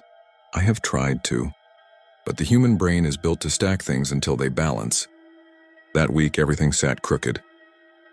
One evening, I came home from work and the house had that Sunday smell. Dust warmed by light, coffee already made, someone baking biscuits when no one did. Mom wasn't home yet. Hannah was studying in her room. I dropped my backpack and saw the radio, the one from Mr. Pruitt, sitting on the kitchen table facing the back door. It made it look like it had been placed there to listen. I walked around it because walking in between the radio and the door felt rude. My phone buzzed. It was a text from Trevor with a single sentence. "When you don't feel alone, is it always bad?" I stood there a long time before I typed back. "Depends on who's with you." He replied with a picture that looked all black at first. When I scrolled a bit, there was a smear of gray on the right side, a lighter vertical band. It was a shot of the church's inside wall, I think. The gray band was the aisle. On the left of it, a darker, thick uprush like two branches meeting at the top. He'd brightened it. You could see that the uprush had texture in it like hair caught in tar. I didn't answer. I walked to Hannah's room. She had her earbuds in and her hair tossed on the pillow. "What?" she said, not a question because she'd felt me at the door. "Get you a sibling who knows your footsteps." I didn't show her the picture. I'm not sure why. I think I was trying to spare her, but as I write that, it feels like I was hoarding it. At dinner, Mom told us a story she hadn't told before. "There used to be a pastor out there," she said, and she meant that place without saying its name. "Years back, before I had either of you, so we're talking early 90s. He was a decent preacher by account. People liked his voice, said he could make the leaves still when he prayed. Then there was an argument. Some folks say it was about money, some say about a woman who went missing. No one agrees. All that's left of it is old men who spit before they talk. One meaning of that is fear. The church cleared out and the building cleared out, and then there was a fire. The fire department said the fire had started in a corner but burned against the wind. They'll write down electrical if they can't write anything else. There was no electricity anyway." She sighed and took a drink of her sweet tea. "Sorry, that was a long way of saying it's a spot where people go to see if they feel something, and then they bring what they felt back with them and get a cold." "Do you think it's real?" Hannah asked. "I think the mountain remembers," Mom said, "the way people do when they don't want to be pinned down." I slept with my window cracked that night to see if the air could rinse whatever was standing inside the house. Around 1 again, the radio did its single stretch note, and in the space after it, I heard the wood sound, not loud, as if from very far away, the sound of a pew taking weight. I whispered out loud to the ceiling because I couldn't help it, "No thanks." and for a second it felt like the word landed on a lip of something and slid off. 2 days later, 2 deputies came to the door. They were there about a break-in at a farm up the road where someone had taken an old brass cowbell from a barn and left the rope on the ground cut clean. The deputies were polite. They asked if we'd seen anyone around. We hadn't. One of them, a guy with a mustache that didn't match his hair color, looked past me into the hall and sniffed. "Pine?" he asked, and I said yes because saying no felt like it would be wrong. After they left, I ran my fingers along the end table where the radio had sat and felt grit. I lifted my hand to my face without thinking. The grit smelled like the church, like old ash and something like sap, and under it, iron. I texted Trevor to say the deputies had come by, and he sent back a picture of his hand, palm up with a thin brown line across it like sap dried on skin. He wrote, "Wasn't out there." Wasn't. Then, "I hear chairs." Then nothing else. He didn't go missing in a way that would put this in a true crime podcast. He just got quiet. He didn't answer texts for a couple days, and then when he did, his messages were normal. He started sleeping on our couch because his mom asked if he could, for reasons that had nothing to do with the church. He held his breath when the radio did its note at 1 in the morning, and I watched his chest resist the inhale, like he was holding hot air in his mouth. I wish I could say we did something brave, like go back and break something. The truth is we did the country thing. We waited it out. The season shifted. The leaves turned, and then did that thing where they go past pretty into cardboard. School swallowed everything. Snow came early. The smell faded. The clock on the wall started again on its own like a cough breaking loose. In January, Mr. Pruitt asked for his radio back. He took it with both hands and thanked us like we'd given him a ride home. "Y'all kept your hands to yourselves?" he asked, and we nodded even though we hadn't touched anything there that could be called a thing. And then he said, "Good," and closed his door. I moved away for a while after that. Not far. Boone. When I came back 2 years later to help Mom pack for a downsizing, I drove out past the turn without meaning to. It was late afternoon. The sky was that pale gray that looks like a plate. I parked on the shoulder and shut the engine off. The quiet came at me like a damp coat. Across the dip, the oak still stood and the logs still made their black polygon. Someone had tied a blue ribbon to a branch.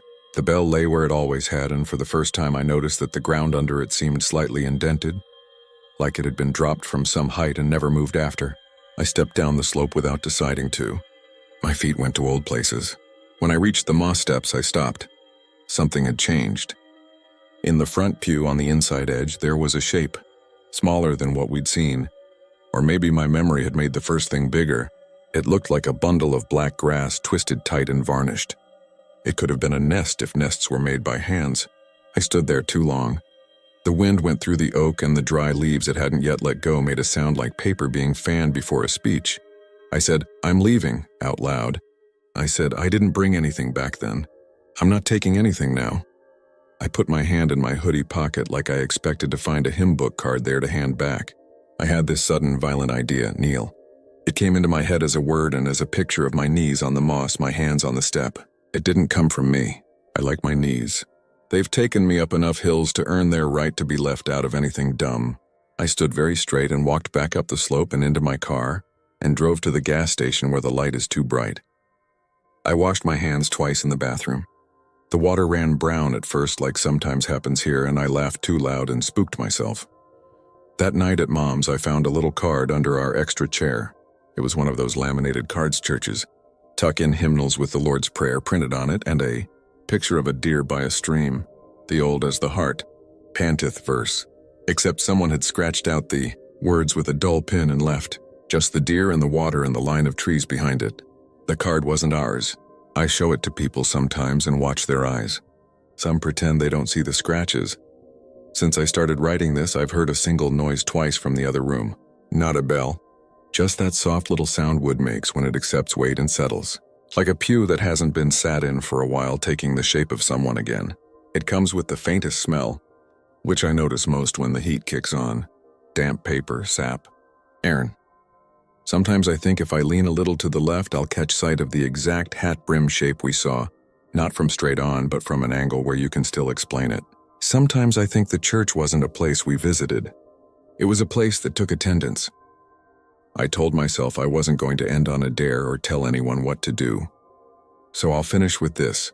The last night's dream, the one that pushed me to tell this, it wasn't some nightmare.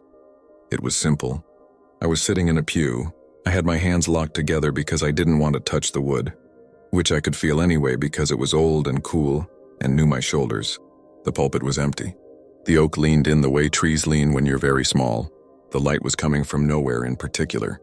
Across the aisle, in the front row seat nearest the step, there was a shape. It didn't turn its head because there was nothing to turn.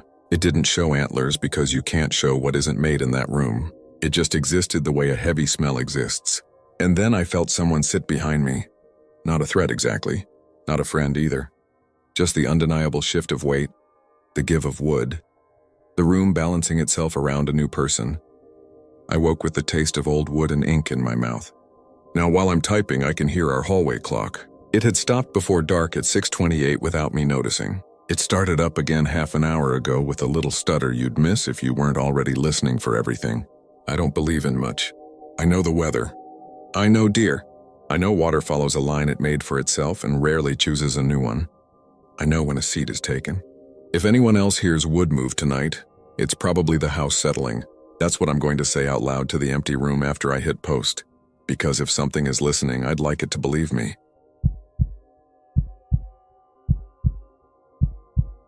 I've typed and deleted this more times than I care to admit. Because once I hit post, it stops being a weird camping memory and becomes the thing people recognize me for. If you're local to East Tennessee, you might even guess who I am from the details. I'm not trying to chase clout, and I'm not trying to sell anyone a book. I need to put this somewhere that other hikers, other night shift people, other insomnia cases end up. If it keeps even one person from tapping back on a door, then fine. Think I'm lying, that's okay. Just don't knock. This happened 3 falls ago, right after I turned 30. I live in Knoxville and hike the Smokies most weekends. Nothing hardcore, just enough to sweat out the week and stop my brain from looping through patient charts.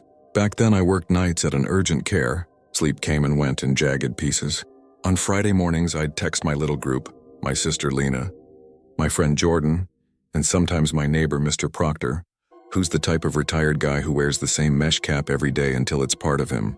We'd pick a trail, split snacks at the Speedway on Chapman Highway, and get lost on purpose for a while. Every area has its dumb trail rumors. Ours were usually about bears ripping open coolers or shimmering lights that turned out to be headlamps a ridge over, or a spring that tasted like pennies. But there was one that stuck. I first heard it at that Speedway, from a woman in a tie-dyed Gatlinburg hoodie who was dumping sugar into her coffee like she was embalming it. She caught me staring at the old paper map someone had tacked to the corkboard. The one with ink arrows and shortcut back to 321, written in 5 different handwritings. "Y'all be careful near Deep Gap," she said like I'd told her that's where we were going. "Cabin out there with no windows. Don't go near it. It knocks, and if you knock back, it'll take you." She said the last part like she was telling me not to feed a stray cat because it would follow me home. I nodded because that's what you do, and I told Lena about it when we got back in the car. She rolled her eyes. Her whole job as a nurse is to take the mystery out of bodies that do scary things, so she hates superstition more than any atheist I know. "It knocks," she repeated. "Like it can't open the door, but it can knock? Cute." Jordan, who does HVAC and always ends up fixing someone's vent or thermostat or life plan, liked it more than he let on. "There are old clapboard shacks all over," he said. "If it's nailed shut, it's probably to keep people out. Kids put themselves through college posting that stuff on YouTube. You tap and run off into the trees and your friend inside bangs back, boom, millions of views." He made an exaggerated boom and smacked the seat with a palm. "Besides, bears knock on things sometimes. They're curious." I didn't think about the cabin again for a while. Work got busy. Then our grandmother took a turn and Lena and I were back and forth to Maryville every day. It turned cold early. The first week of November that year was the first time the air hurt.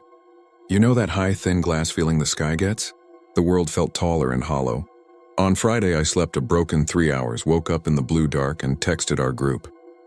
Lena begged off. She'd picked up a double. Mr. Proctor was headed to a UT game with his son. That left just me and Jordan. We'd never hiked alone together before, but it didn't feel weird. I told him I'd bring cheap gas station coffee to bribe him to go early. We pointed the truck toward the park as the sun tugged pink out of the clouds.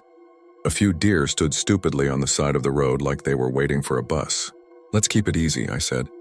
I slept like trash. "Deep Gap is easy," Jordan said. The way he said it, I wondered if he'd been there without us.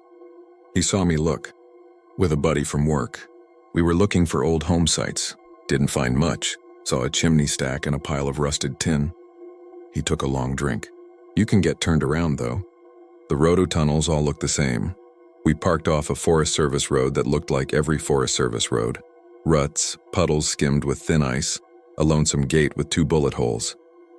We saw 3 other cars. One belonged to a couple we passed while we were still within cell service.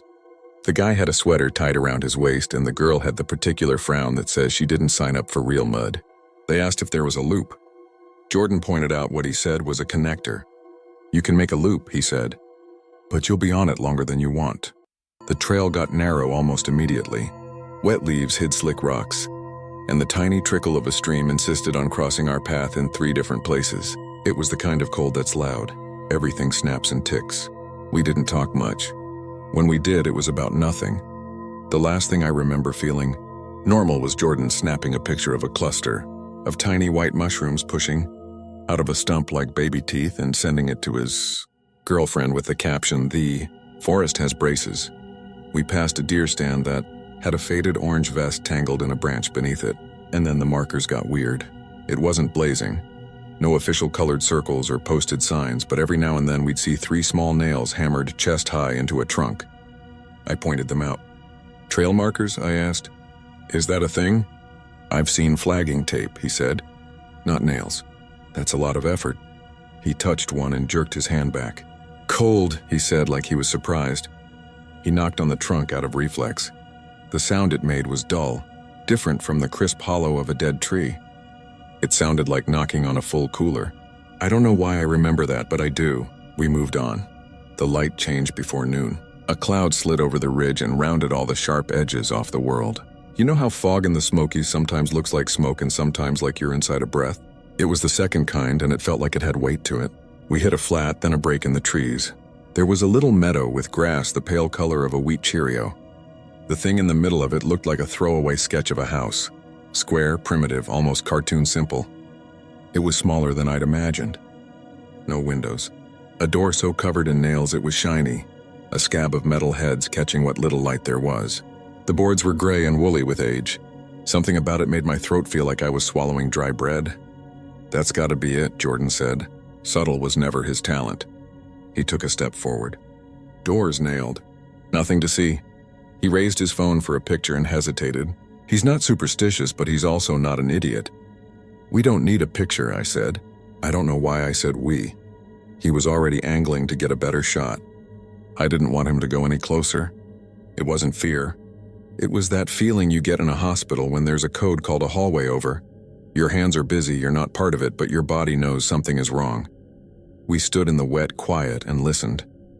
If you're an urban person reading this, you don't know how loud quiet can be. Wind moving through leafless limbs is gritty, like sand in your ears. Every fabric sound you make is magnified. Jordan shifted his weight and his boot squeaked. My breath sounded like a leak, then we heard it. 3 knocks, not loud. Not inside your head.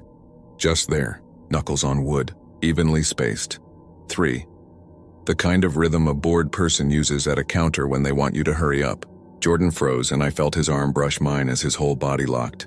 We both looked at the door because that's where you look when you hear a knock. There is something you need to understand. For the rest of my life, if I hear an even pattern of 3, I will taste copper and my hands will go slick and my eyes will look for a place I can see every exit. We're wired to respond to knocks. The good part of me, the part that believes there are no ghosts and that people get trapped in root cellars they didn't notice in the leaves, wanted to call out hello, and the bad part wanted to run so fast I'd end up on the highway in socks.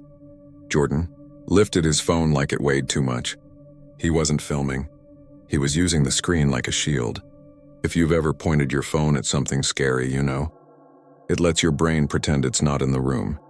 You're safely in a little rectangle you control. He said too loud, "Anybody in there?" 3 knocks, the same. Not frantic. Not angry.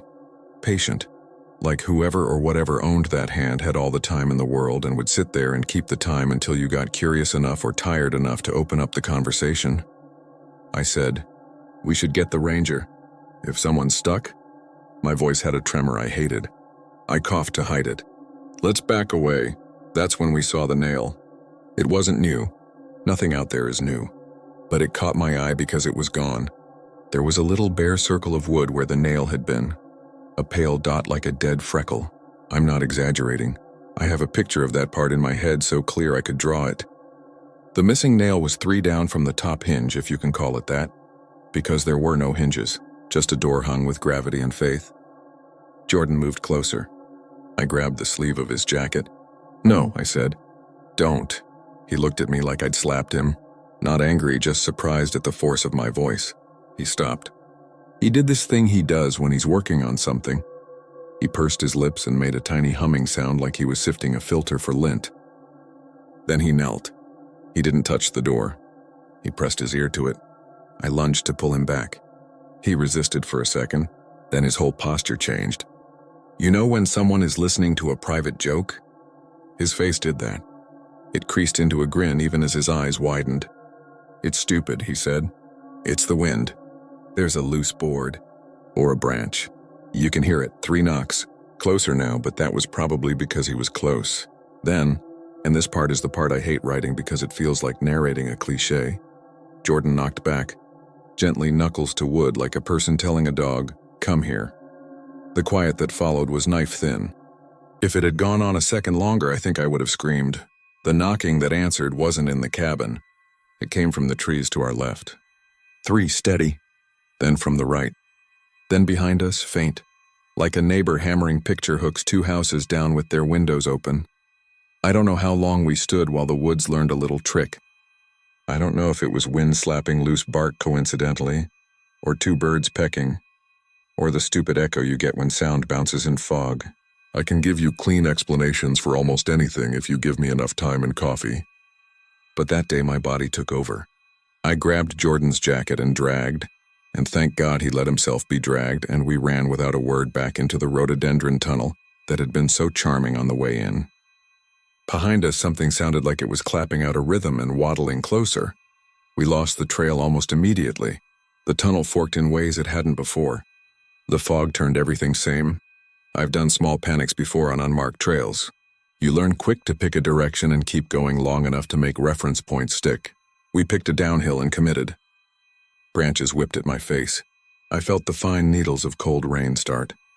I swore. Left at the big stump! Jordan panted behind me because he had turned his scared into careful. Right at the fallen maple with the shelf fungus. Watch your feet.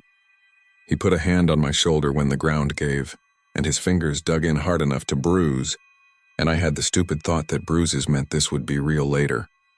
That I'd have evidence I wasn't telling ghost stories at work while we cleaned exam rooms. We found a creek. I'd never been so relieved to be cold wet. It ran the wrong direction, but it was a direction, and the bank gave us something to follow that wasn't a leaf illusion. We didn't speak except to warn about slippery rocks or to count. We counted out loud like kids, not time or steps. Just numbers, 37, 38, 39. It kept our brains from reaching out behind us to grab the sound that marched. Along at the edge of hearing, we hit the Forest Service road without hitting the car first. I recognized the tire tracks and the dented culvert. The bit of fence wire twisted around the fence post looked like the same wire from 1,000 places, but it wasn't. It had the same kink I'd wrapped around my finger while we were deciding whether the puddle was ice or just a top coat of rain. Relief is a kind of pain. It makes room in your chest. I started laughing when I saw the gate. It came out like hiccups. Jordan didn't laugh. He turned a half circle, eyes scanning for the shape of something that would not step out of the trees but that his brain insisted would. We reached the truck. There was a paper tucked under the wiper, one of those yellow citations you get when you park where someone thinks you shouldn't. The notice was clean, dry, no rain freckles. How long were we out? I asked as if he would know. My phone said 2:13. It had been barely 11 when we hit that meadow. 3 hours? The idea that there was a portion of my life I couldn't track made my stomach flip. On the drive back, we did what people do. We dismantled it. We made jokes. We used words like vibration, inflection, and rodent. We agreed those nails were set by some property owner who was sick to death of people wrecking old structures. We promised to call the ranger station. We promised not to go back that week. We promised to tell Lena everything, so she could roll her eyes and we could stop being weird. When we pulled into Jordan's apartment complex in South Knox, a woman with a stroller was fighting a losing battle with a grocery bag that had split down the side. Oranges were making tiny jailbreaks across the sidewalk. We helped her, because your body knows how to be normal even when your head is skipping. Her toddler was singing the ABCs out of order. He got stuck on E and tapped the stroller tray to a pattern to help himself remember. 3. I had to go sit in the truck and take a minute. The woman called, "Thanks, y'all," without looking at my face, which was good because if she had, she might have called somebody. I called the Ranger line that evening. A man with a warm voice and a last name I didn't catch asked me to describe where we'd been. I did my best. "Cabin with no windows," I said, bracing. "Doors hammered with nails at Knox." I know that sounds stupid. There was a pause, then the sound of gentle typing like he didn't want me to hear him looking it up. "We get some calls like that," he said. "Old root cellars mostly. Tree noises. No shame in finding that creepy." "Was anybody hurt?" "No," I said. "But it was weird. If you can drop a pin next time you're out, we can send somebody to make sure the structure's marked off." He sounded like a person who had a stack of real problems on his desk and could only spend so much of his voice on a bad feeling a private citizen had. I didn't blame him. "Don't go inside any old buildings you find," he added. "They're not safe. Timbers rot, floors give," he said almost as an afterthought. "And if you see more nails driven in than you saw before, don't touch them." "I won't touch a single nail." "Good," he said. "You're not the first to see them. People use nails for markers when they want a day's work to stay put." He hung up with a polite, "Stay safe. The immediate aftermath should be the part where we shake it off." That's what Lena expected. She sat at our mom's kitchen table and popped peanuts in her mouth one at a time, while I told her everything.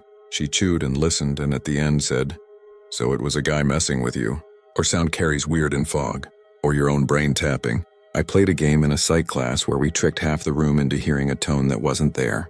"It's pressure. Eustachian tubes, whatever." She reached across the table and squeezed my hand. "It's okay. You're wired tight right now. Between work and Nana, you're primed." She was right about that last bit. I was primed. That night, my body refused to sleep. When I finally fell into it, I woke with a noise like a knock in my head. It's a very specific noise if you strip it of context. It isn't a slam. It isn't a creak. It is contact, and then it is absent, and then it is contact again. I told myself it was the downstairs neighbor's cabinet door. I told myself it was the baseboard heater, starting up as the thermostat dipped. I told myself I had given myself a stupid auditory habit, and now my brain would hear it everywhere until it burned out. 2 days later, Jordan didn't show up for work. I wouldn't have known except his boss is one of those men who thinks everyone is supposed to be within reach of a wrench at all times. And he called me because he knew Jordan and I were friends and because the number he had for Jordan's girlfriend went to voicemail. "You hear from him?" he asked. He's never no-call, no-showed. I called Jordan. Straight to voicemail. I called his girlfriend, Kayla, who answered second ring and sounded tight like she was sealing something with tape. "He maybe went out to the ridge to get those mushrooms," she said, meaning pictures. He said he wanted better light. I didn't want to go alone. I texted Mr. Proctor. He called me back immediately and said, "I'm already in my truck like we had talked about it a week ago." We met at the Speedway. The tie-dye woman wasn't there. The same map was. Someone had pinned a new flyer for a missing dog beside it. I wanted to tear both down because they were accusing me of something. Instead, I bought 3 packs of trail mix and a coffee I didn't want but needed to hold. We told the ranger station we were headed back. A different voice answered. A woman this time, with a crisp tone like she could field emergencies efficiently. She said search and rescue had not been notified of a missing person yet, but if we found an abandoned vehicle at the pull-off, we were supposed to call back immediately. When we turned down the forest road, there were no cars at the gate. The lot looked scrubbed clean. It shouldn't have made me as angry as it did. We walked the same path. There were the same 3 nails on one trunk, but now they were on more trunks. Either I had missed them the first time or someone had been very busy in 2 days. 3 little dim silver dots catching daylight like eyes. I told myself there were hunters making a route. I told myself a man with a hammer and a bag of nails had a boring weekend and a need to feel in control of a messy world. We found the meadow. The cabin was there. It looked like a picture we had set down and picked up again. I hadn't realized how much I had hoped it would be gone. It wasn't. The nails glittered on the door. There were more of them. You can tell when a job changes hands. The top half had nails driven flush, old work that had settled. The bottom half had newer heads that stuck proud, the angles a degree off. A person with less practice had done those. Mr. Proctor breathed through his nose like a horse. "That's a good way to waste nails," he said softly, his version of prayer. He turned his head to listen. I did too. There weren't any knocks. We stood there with our shoulders hunched like kids waiting to get swatted. I did not go closer. Mr. Proctor did, but he did it with the wary steps of someone approaching an unfamiliar dog. He peered at the edge where the door met the jamb. "No light," he murmured. "No airflow. If there's something alive in there, it must be small." Then louder to the air, to the imaginary house inspector inside. "Hello?" He didn't knock. He didn't touch. He just said hello. It sat there in the wet bright like a dead tooth. We circled the clearing. We found a pile of old tin like Jordan had mentioned. A rusted bed frame. A mossed-over boot that disintegrated when I nudged it with my shoe. We found a deer trail that had churned mud in a way that could have been a person's boot last week or an animal yesterday. We did not find Jordan. We called the ranger station. I said the thing I didn't want to say. "He knocked on the door," I said, hearing how that would sound later when the official reports were clean and cold. "He knocked and we heard." I stopped because describing the answering knocks would make them real again, and I wasn't ready to be useful in that particular way. The woman asked where his truck would be. I told her he'd ridden with me.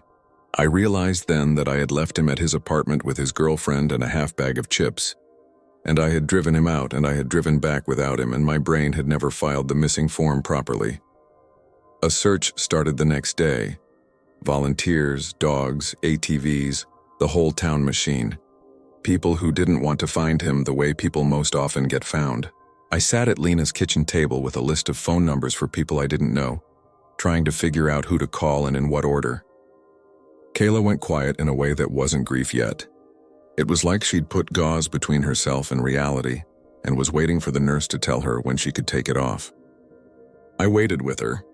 I slept on her couch. Twice, very late, I heard 3 soft knocks, and I got up and checked the door and no one was there. It was the refrigerator knocking its coils, I told myself. It was the upstairs neighbor moving furniture. It was the radiator again. On the 3rd night, after the sun had laid a metal bar of light across the kitchen floor and withdrawn it again, there was a crisp tap at the back door. Not 3.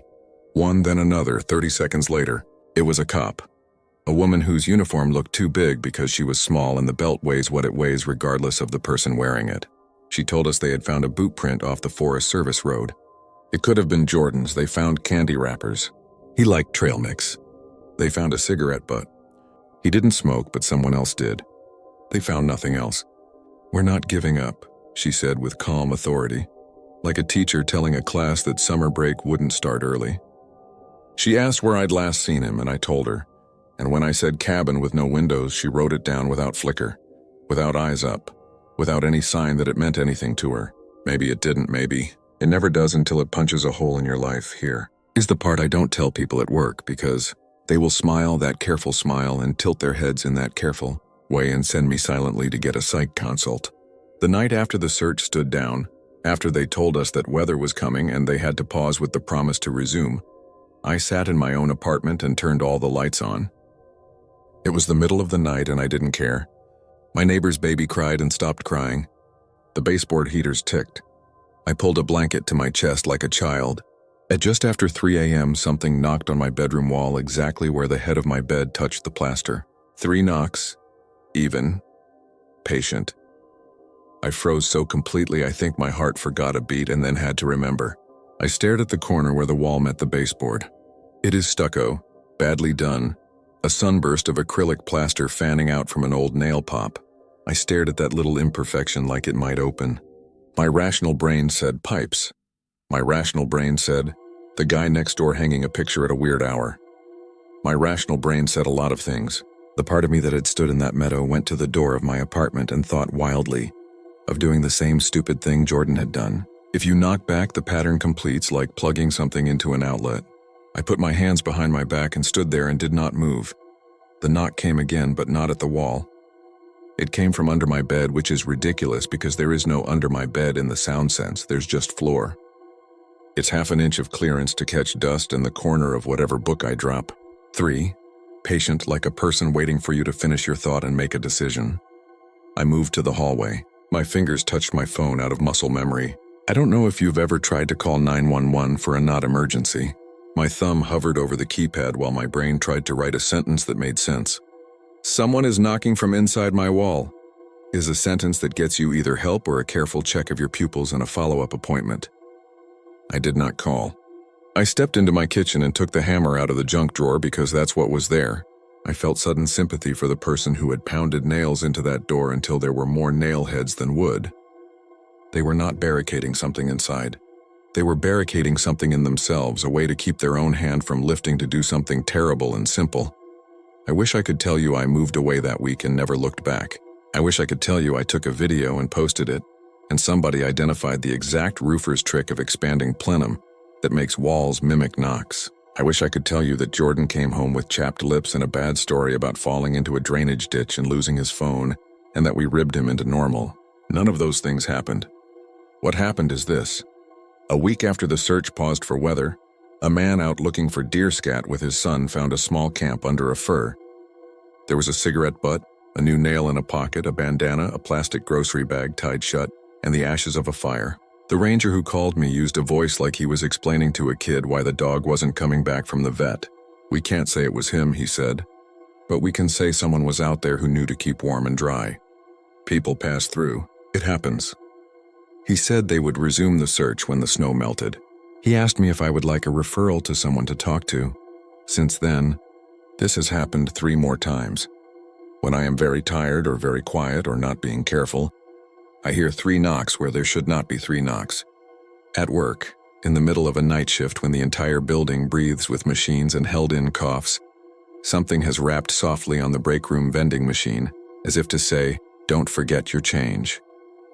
On a late run, passing the old brick school on Sevier where the windows are all stacked chairs and faded posters, something inside kept time with my footfalls for a dozen steps and then stopped.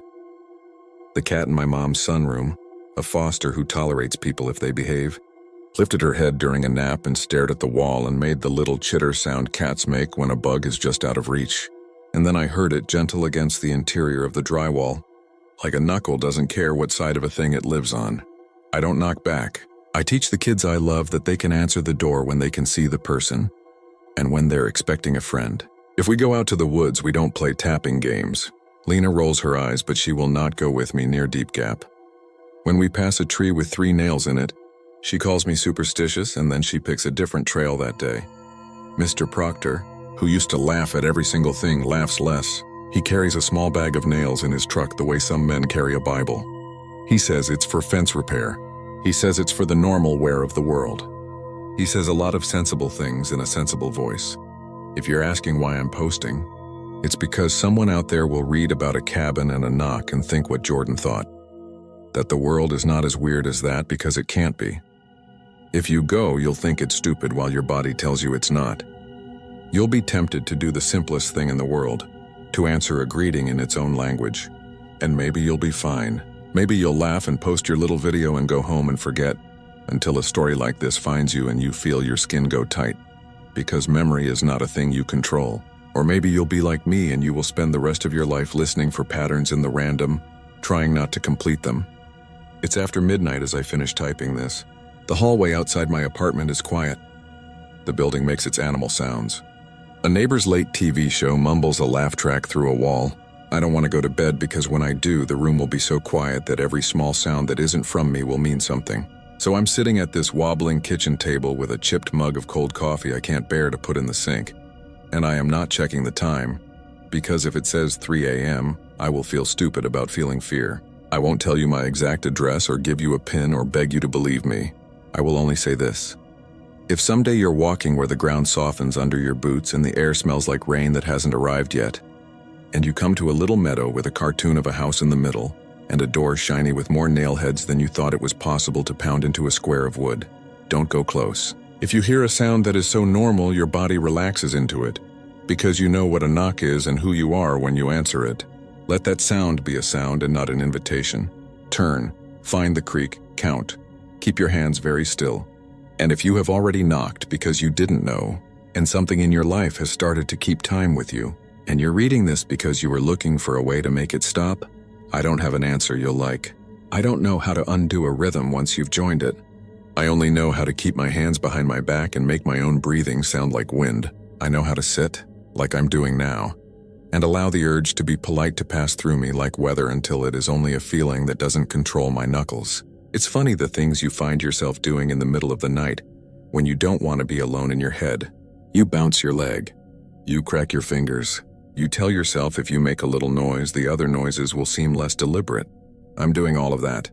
I am telling myself the tapping I just heard is a settling pipe, and the next one will be the same and the next one, and that if 3 make a set, I will still ignore them, because I have learned that most monsters in the world are not trying to eat you. They're trying to get you to participate. I am typing and thinking of Jordan's face pressed to the grain of that door, and how he smiled like someone told a joke only he could hear.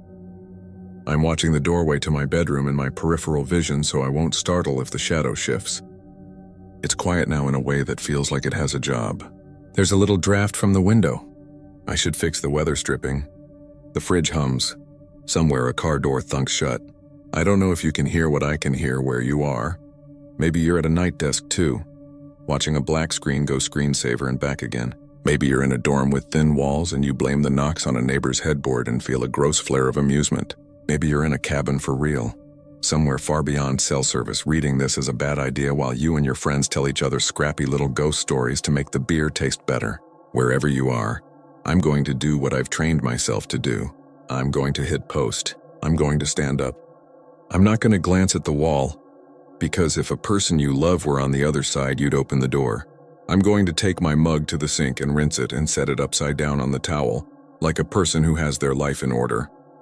I'm going to turn off the light and for a moment, just a half breath, I'm going to let the dark press close enough to hear me thinking. And when I hear what I know I will hear, 3 little polite knocks somewhere in the apartment, patient as a metronome, I'm going to keep my hands at my sides and let it pass through without answering.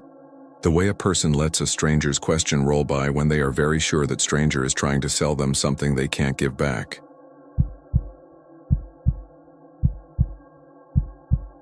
I don't care if anyone believes me, I just need to put this out there before I start talking myself into the idea that it was all in my head.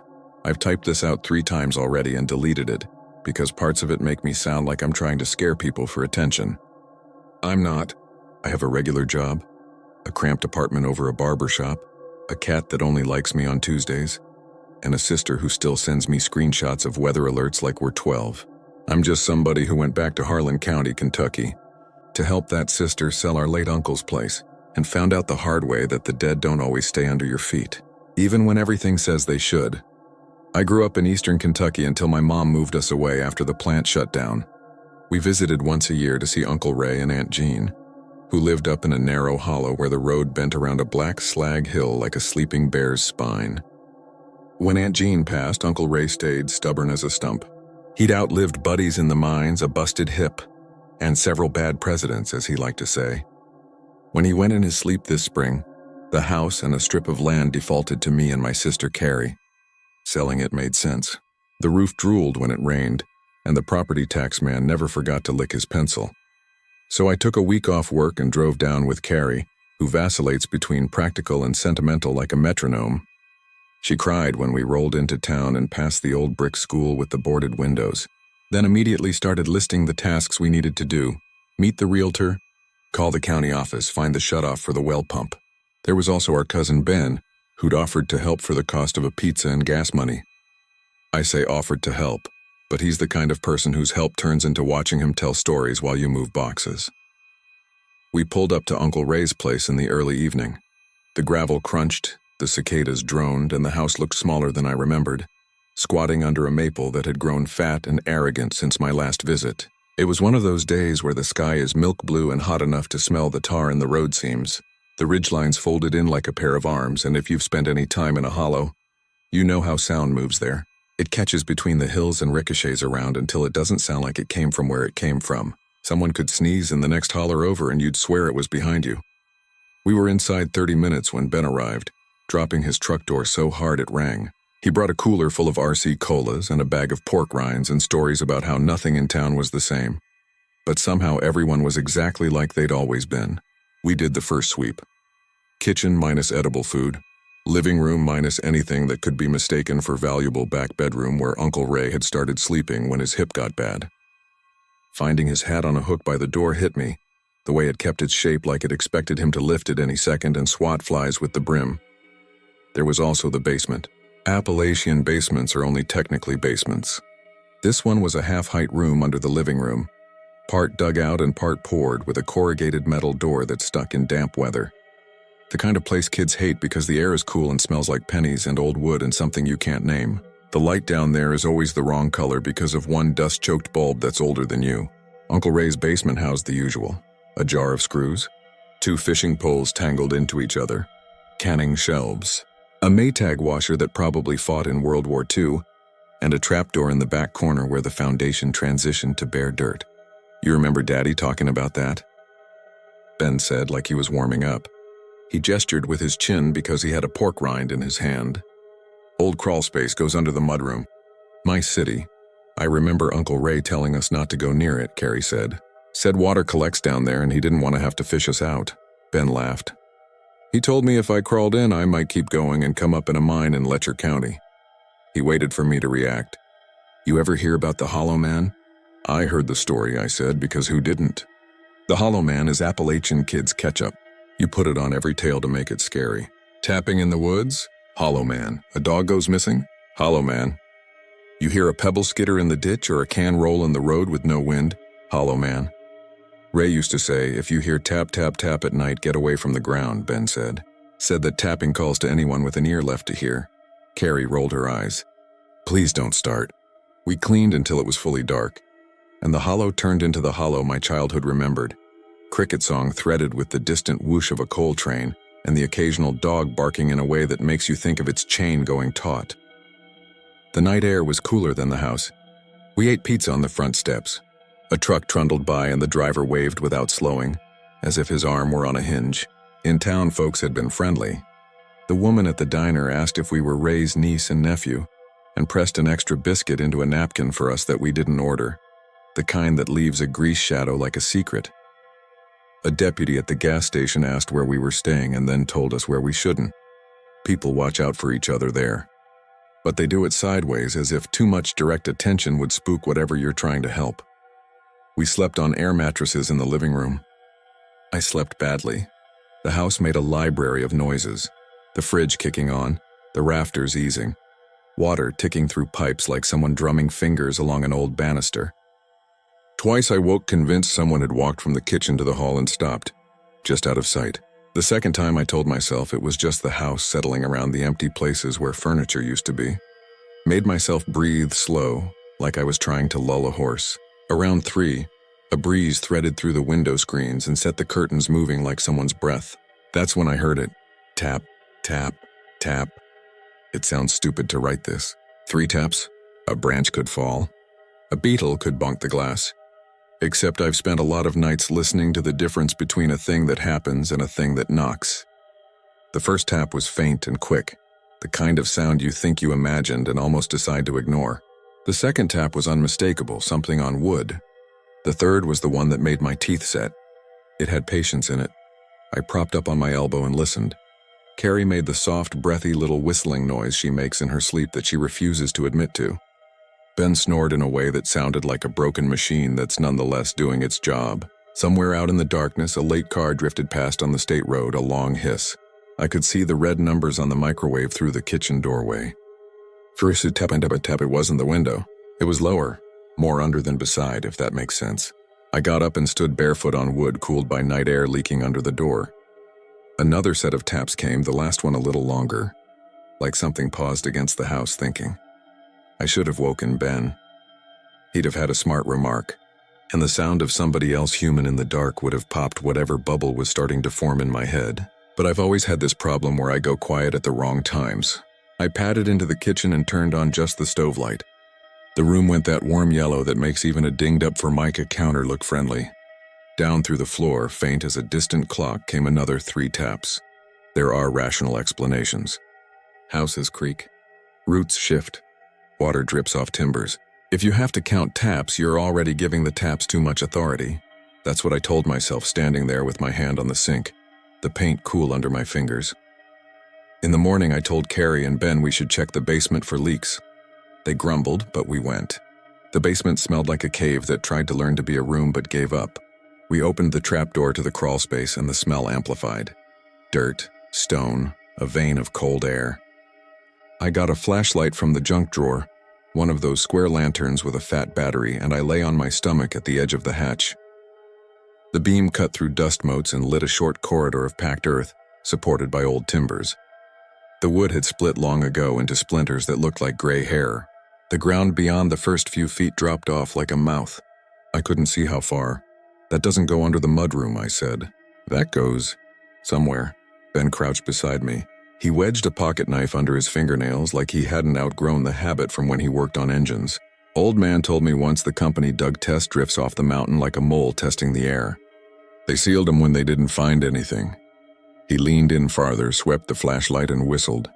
Huh, that might be more than a test. He looked too pleased. Carrie shivered. Close it. We closed it. I told myself I was humoring her. But the truth was I didn't want to keep staring at that little throat in the floor. The way the dirt looked like it had been smoothed by hands or water, and the way the timbers said the roof hadn't fallen in yet being the word that nails itself to the back of your thoughts. We told the realtor we'd be out by Friday. She said keep an eye out for old paperwork. The company deeds sometimes turned up in people's sheds. Her voice had that nice 2-step rhythm local folks have. The spare syllables tucked in like wedges. I wanted to ask her if she ever heard tapping at night, but I didn't. I did ask the deputy at the gas station about the crawl space. Said there might be an old shaft under the property. He asked me where, and when I told him the hollow, he lifted his eyebrows and pushed air through his teeth in a way that is universally understood to mean oh. He said to be careful. Lot of private tunnels ain't on a map, he said. Company men swore they'd filled and sealed them, but we find boys down wells, you know? Ground remembers and forgets how it pleases. You hear anything weird, you holler. That night, the tapping came again. We'd been joking about it, me and Ben. Nervous joking, the kind with too bright laughter that jumps a little too loud. Like the sound is trying to escape before it means anything. Carrie pretended not to listen, then shut us up with a look. But she didn't turn on the box fan. She always sleeps with a fan to drown out the world, and she didn't. The small silence of that hit me. You listen differently when you've decided there are 2 options. Either nothing is wrong and you're scaring yourself, or something is wrong and you were a fool for thinking the nothing option was healthy. Tap, tap, tap. This time it didn't stop at 3. It paused, then returned, not louder, just nearer. The sound came up through the wood and climbed the leg bones. If you've been in a mine, you know how noises travel. You can hear a pin drop 100 feet away, but your buddy next to you might have to shout. It's like the air gets in on the conspiracy. We did the thing you do to trick reality into behaving. We made it procedural. We check the house perimeter, I said. We rule out animals and limbs and your idiot cousin playing a prank. That last part was to get Ben to grin and say he only pranks on Sundays. We got flashlights. We stepped into the night air, which had turned thin and cool, the stars sharp as salt. The clearing around the house didn't hold sound. It let it pass through. We walked the walls. The porch boards were straight.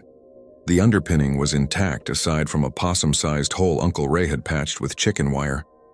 The maple tree threw shadows like fingers reaching but not quite touching the house. We went around the back, where the yard sloped down toward the slag hill. It wasn't a hill exactly, not the way children draw one. It was a long, angled body of broken rock and coal residue piled over years, over decades. The company had tried to seed it once, I remembered, but the plants that grew were a shade lighter than normal, the way a photo fades. Everyone still called it the dump or the heap, or if they'd had a beer, the ridge of bones. I swept my flashlight along the ground and saw a set of scuffs running from the base of the heap to the cinder blocks under the mudroom, as if someone had dragged something heavy, then picked it up, then dragged it again. The marks weren't deep and they weren't straight. They looked almost neat, like the neatness you see when a kid tries to hide that they tracked in mud and makes it worse with their sock. Raccoon, Ben said, or a dog. We followed the scuffs. They led to the cement footing under the mudroom, then disappeared. In the beam of my light, you could see where the concrete had hairline cracks in it, the kind you get from decades of freezing and thawing. But there was also a dark, thumb-wide line I didn't remember from childhood, almost like a seam. I put my hand on it. The concrete was cool the way a creek stone is cool. The seam crossed right above the place where the crawl space under the house would be. "Nothing," Ben said. "Let's not spook ourselves."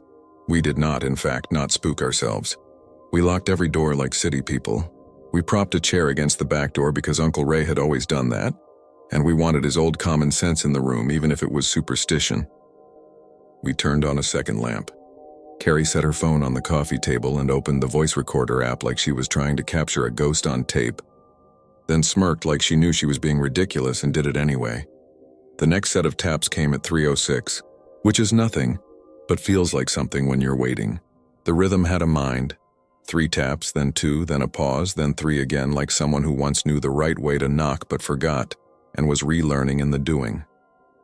Between sets, a faint scraping, like a nail on stone, came up through the floor and had the audacity to be intermittent, which almost made it worse.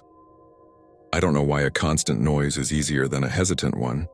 Maybe because a steady noise is a condition, and an uneven noise is a decision. We went to the basement.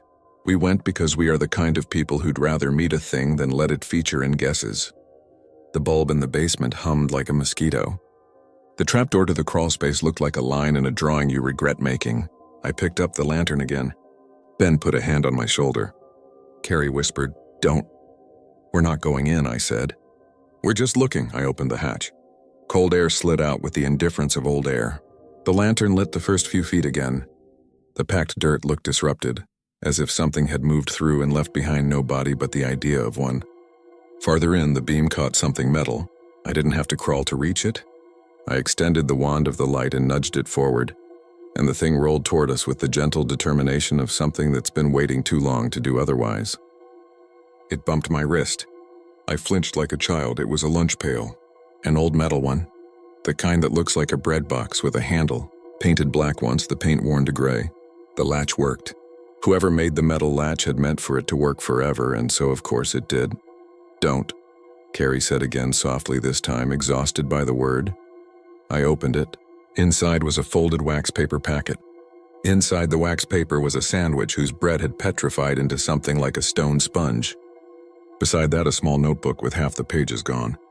The first page that remained was dated in pencil, April 19th, 1955. The writing didn't say anything dramatic. It said, "Water high at turn, and Joe says we're 2 days from quota, and cold dig today. Men write ordinary things on the edge of something that can end them." Ben made a low sound. "Not quite a whistle, not exactly a hum. That ain't been down there all this time without someone finding it," he said. Which we all know is not true because sometimes that is exactly what happens. The scraping noise returned, speaking the floor and then the bones of the house.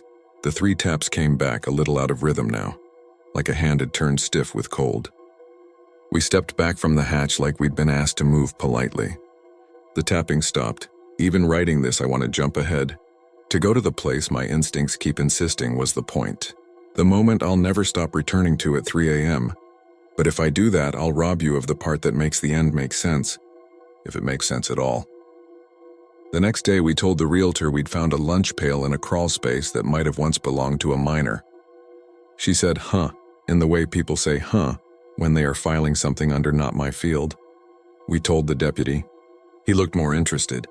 He asked if we'd found bones. We said no. His shoulders relaxed and tightened at the same time. "If you do, don't touch them," he said. "I'll get the state," he asked us to show him. He came by near dusk, the hour when light is slant and gold and the hills feel like a congregation leaning forward to hear a sermon. He shone his own light into the crawlspace. "Test drift," he said like he was naming a fish. "Ain't supposed to come this close to houses, but I've seen worse. You're probably hearing water drop down off a ledge." I recorded it, Carrie said, and suddenly it mattered a lot that she had. She played 15 seconds on her phone. The deputy listened. The tapping played, tinny but clear. He frowned. "Could be a woodpecker outside," he said. "That's under the floor," I said. "Sound bounces in these hills," he said. He wasn't dismissing. He was trying to anchor something to something else. He left us his number. He said, "Call if you hear it again. I'm up nights." He said it like a man who had a reason unrelated to us to be up nights, and that gave me comfort in a strange way. Other people's worries are heavy and soft, like blankets you don't wear, but can sit beside. We made a plan. We would patch the crawl space with a board. Ben would go to the hardware store. We would keep the lunch pail to take to the little museum in town where old helmets and lunchboxes sit behind glass, while dads tell their kids how people used to eat bologna and onion and work 10 hours for wages that fit in a pocket. We would sleep one more night. We would wake up early and pack. We would leave. The night fog sank into the hollow like breath held in. The house creaked. The tapping started at 2:59.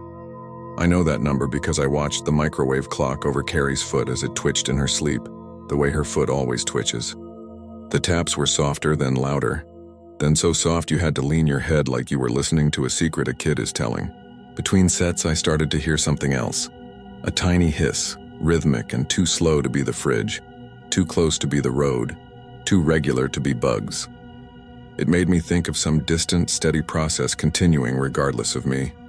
A machine I would never see. We went to the basement again because we couldn't not.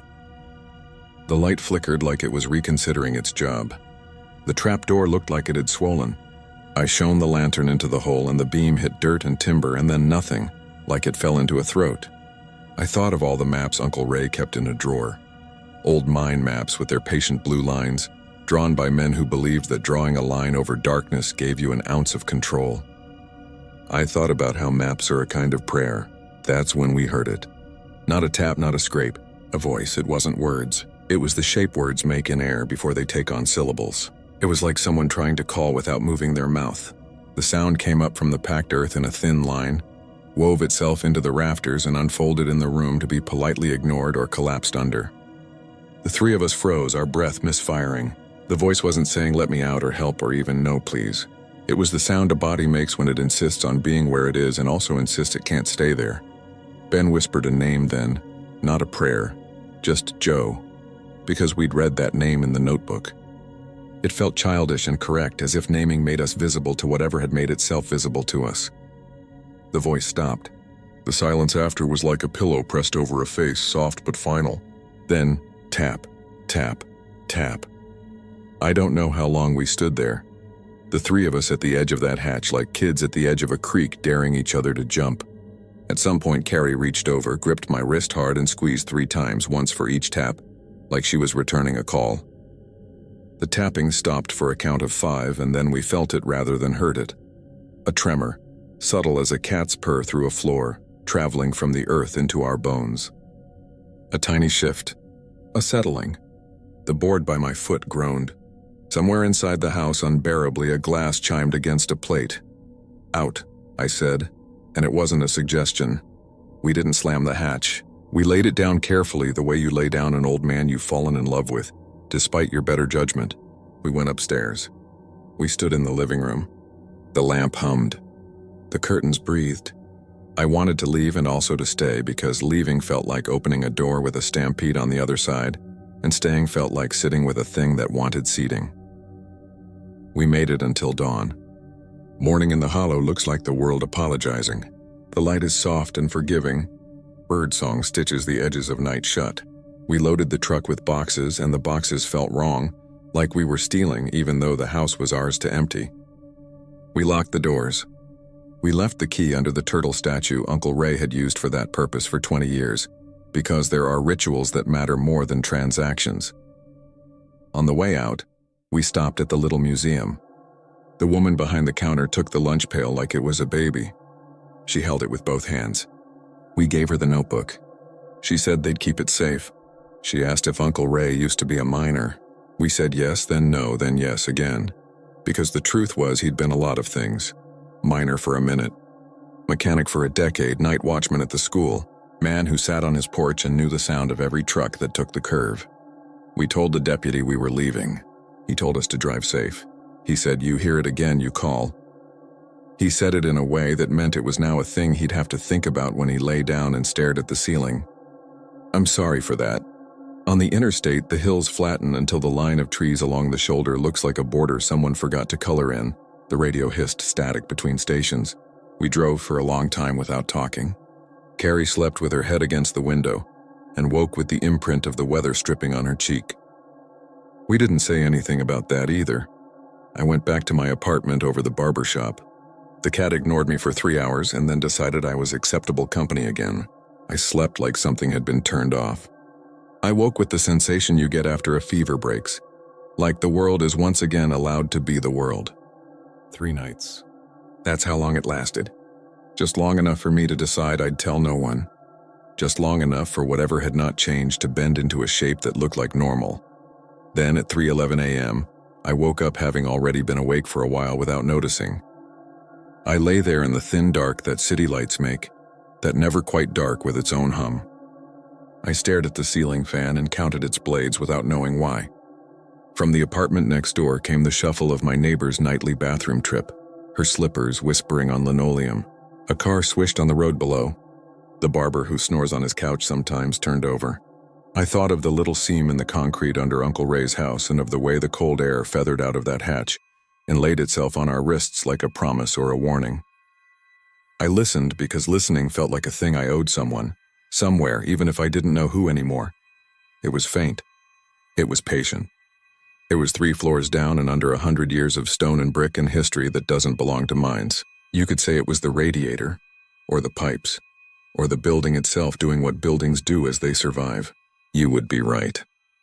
You would be right the way someone is right when they circle the edge of a map and say, "Here there be roads." You would be right and you would not be. Finished. Tap, tap, tap. Counted to 3 between each set, then 2, then 5, because superstition is just math someone taught you as a child, and because doing anything else felt like disrespect. The sound came again, softer, like it had taken a long way around the world to reach me. I pressed my palm flat against the floor beside my bed. It was cool, like creekstone. The cat lifted her head and stared in the same direction. Her ears flattened and then unfolded. I don't think the Hollow Man wants me. That would be too tidy. Stories want that. People who stand up in diners and say, "You won't believe what happened to me," want that. What I think is worse, I think the tapping is the world asking who is still listening. I think something got buried where it shouldn't have been. Under houses and words and concrete and laughter and 1,000 meals. And every now and then it taps to make sure the line is still open. I moved the bed 2 inches that night because I couldn't not. It felt like doing nothing would be an answer. 2 inches isn't much, but I know he would hear it. I don't mean a he with a face. I mean whoever holds the other end of the string. I slid the bed and the small scrape sounded loud, and then I lay back down and waited. The tapping didn't come again that night. It hasn't every night since. Some nights it does and some nights it doesn't, which is somehow worse. I don't go down to the basement in my building even though the washer is down there. I carry my clothes to the laundromat 3 blocks away, pretending it's because I like the smell of detergent, pretending it's because there's a TV there that plays the news, pretending it's because of habit. I do not keep a lantern in my apartment. I do not own a lunch pail. I don't know if I'll go back to Harlan when the house sells to sign papers or hand over keys. Ben can do it. Carrie says she'll go if I don't, which is a thing she says when she's decided I won't. Every now and then I open my phone and play the 15 seconds of audio Carrie recorded, just to see if the taps sound like they did then. They don't. They sound like a memory someone else put in my pocket. Then sometimes I put my hand against the wall by the head of my bed and I wait and I listen and I don't tell anyone. Honestly, that might be the only reason I'm telling you now. Maybe silence is a kind of seal you place without meaning to. Maybe words are a kind of air you give to things that don't know how to breathe. Maybe that's what turned the tapping up to begin with. Either way, if you hear it, if you live 3 floors up and 3 counties over and 2 lifetimes away from the mines, and you wake to a soft, patient sound that counts in 3s, don't panic. Don't pretend it's nothing either. Put your hand to the floor. Let the cold speak to your palm. You'll know what I mean. And if you can't decide whether to move or be still, whether to call or be quiet, you'll be exactly where I am. Somewhere between the house we emptied and the one I sleep in now. Somewhere between the living and the long underground that has more corridors than maps. You won't be in danger, not the way you think. You'll just be counted. The way miners used to be counted at the start of a shift and again at the end. The way bells used to ring names at funerals. That's my theory anyway. On nights when the tapping and I are on speaking terms. Last night, around 3, the cat lifted her head before I heard anything. She stared at the floor by the closet, then at the far wall, then at me. I heard nothing. I almost went back to sleep. Then there it was. A sound like a fingernail lightly tried on the other side of drywall. Not scratching. Not asking. Just there. Just enough. Tap, tap, tap. I waited. The barber on the couch downstairs snored. A siren complained blocks away. Somewhere in the building, a pipe sighed and stopped. The third tap came late, as if whoever made it had paused to listen for my listening. And I held my hand inches above the floor and didn't touch. And I counted to 5, and I didn't move the bed. And I didn't wake anyone, and I didn't decide anything at all. I let the house be a house. I let the sound be a sound. I let the number 3 be exactly what it was. And now I've written this and I've told you, and maybe that's its own kind of knocking. If you hear something knock back, don't answer in words. If you answer at all, answer by standing still just long enough to say with your body that you're here. Long enough for the ground to hear you. Long enough for whoever is counting to add you to the list or take you off. Whichever way eases the weight. That's all I can tell you. That and this. Not everything that wants company in the dark wants to hurt you. Some things just want to know you still know they're there. And if that's what the Hollow Man is, just a tally in the earth tapping through 100 years of stone to see who's left, then I guess I'm on the list now. I guess in my small way, so are you.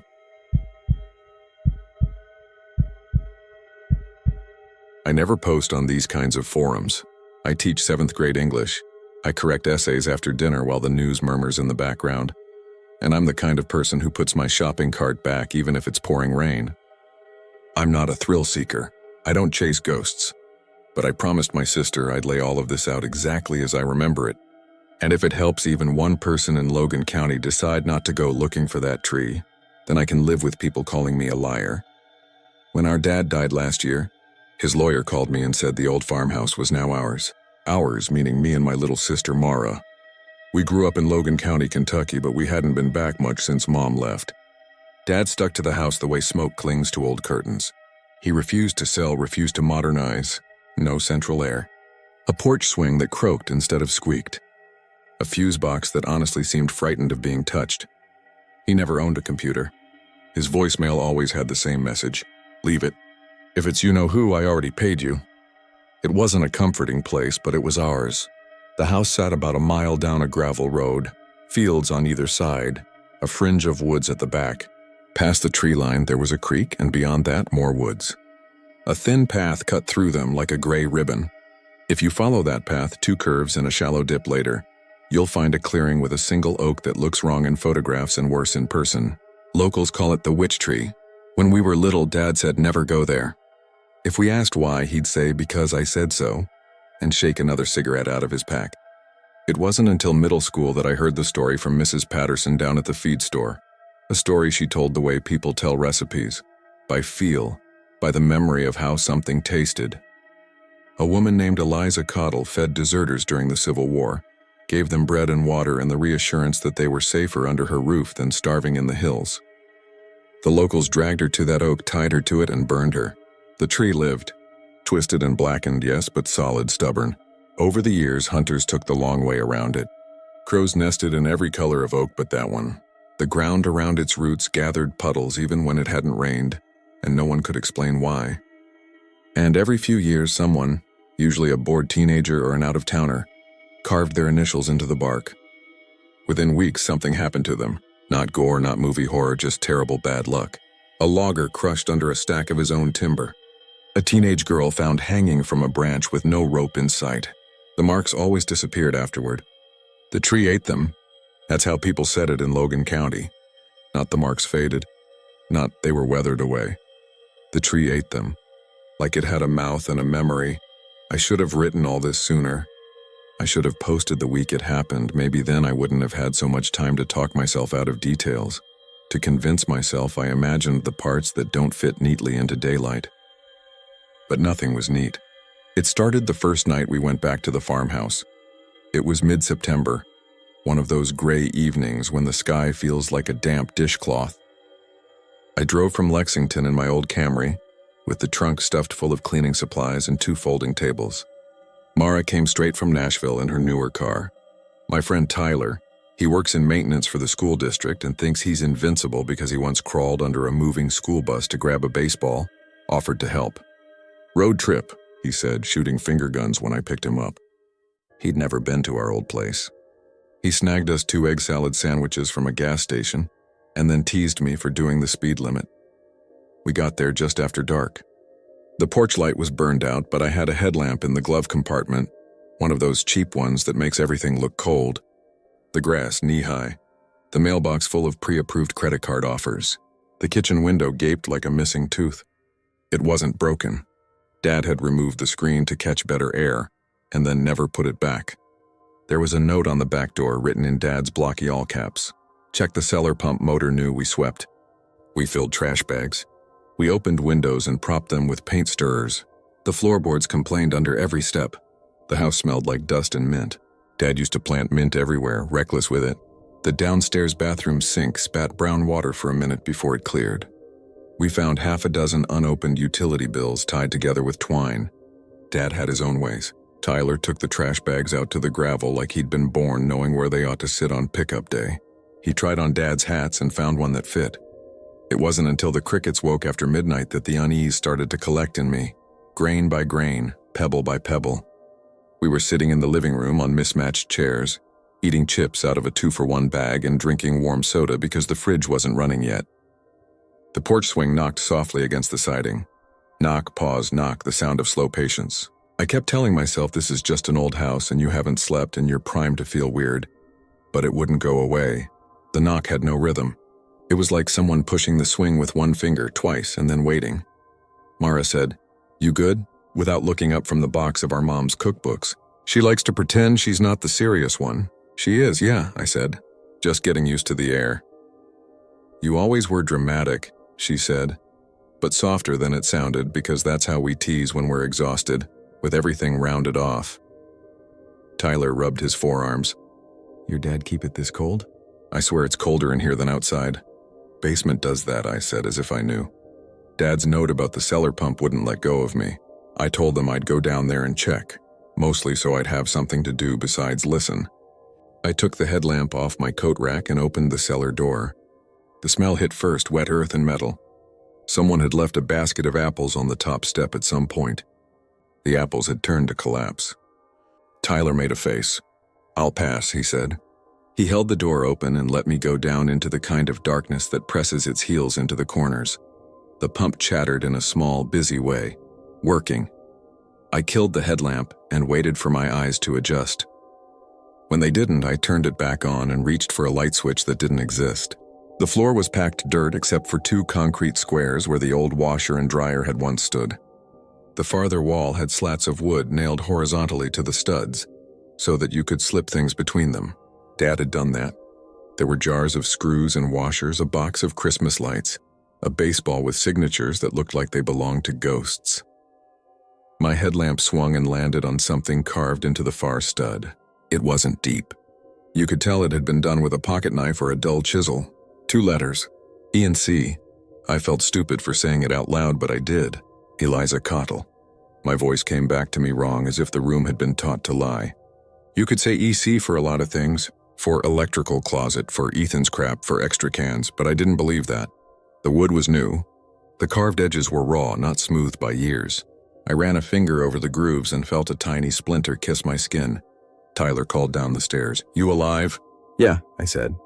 Pump's working. What else is down there? He asked. Any treasure? Old bourbon? Just Dad's junk, I said. I didn't mention the letters. I did feel dramatic now. Not because I was scared of the letters, but because I couldn't shake the feeling that someone had been down there recently. The apples should have been a clue that someone still came and went. The cellar lock had been replaced with a shiny new one. I turned to go back up the steps and jumped just a foot off the ground, because the headlamp snagged on something, and for half a second I thought it was fingers. It was fishing line stretched tight across the 3rd step, almost invisible. What the hell? I said, too loud. Tyler's face appeared upside down, his hair like a brown question mark. What? Fishing line, I said, picking it up with my nails so he could see. It had a tiny bell attached, the kind you tie to a cat collar. Your dad was weird, he said, like we didn't know. When I got back upstairs, I cut the line and put the bell on the kitchen counter.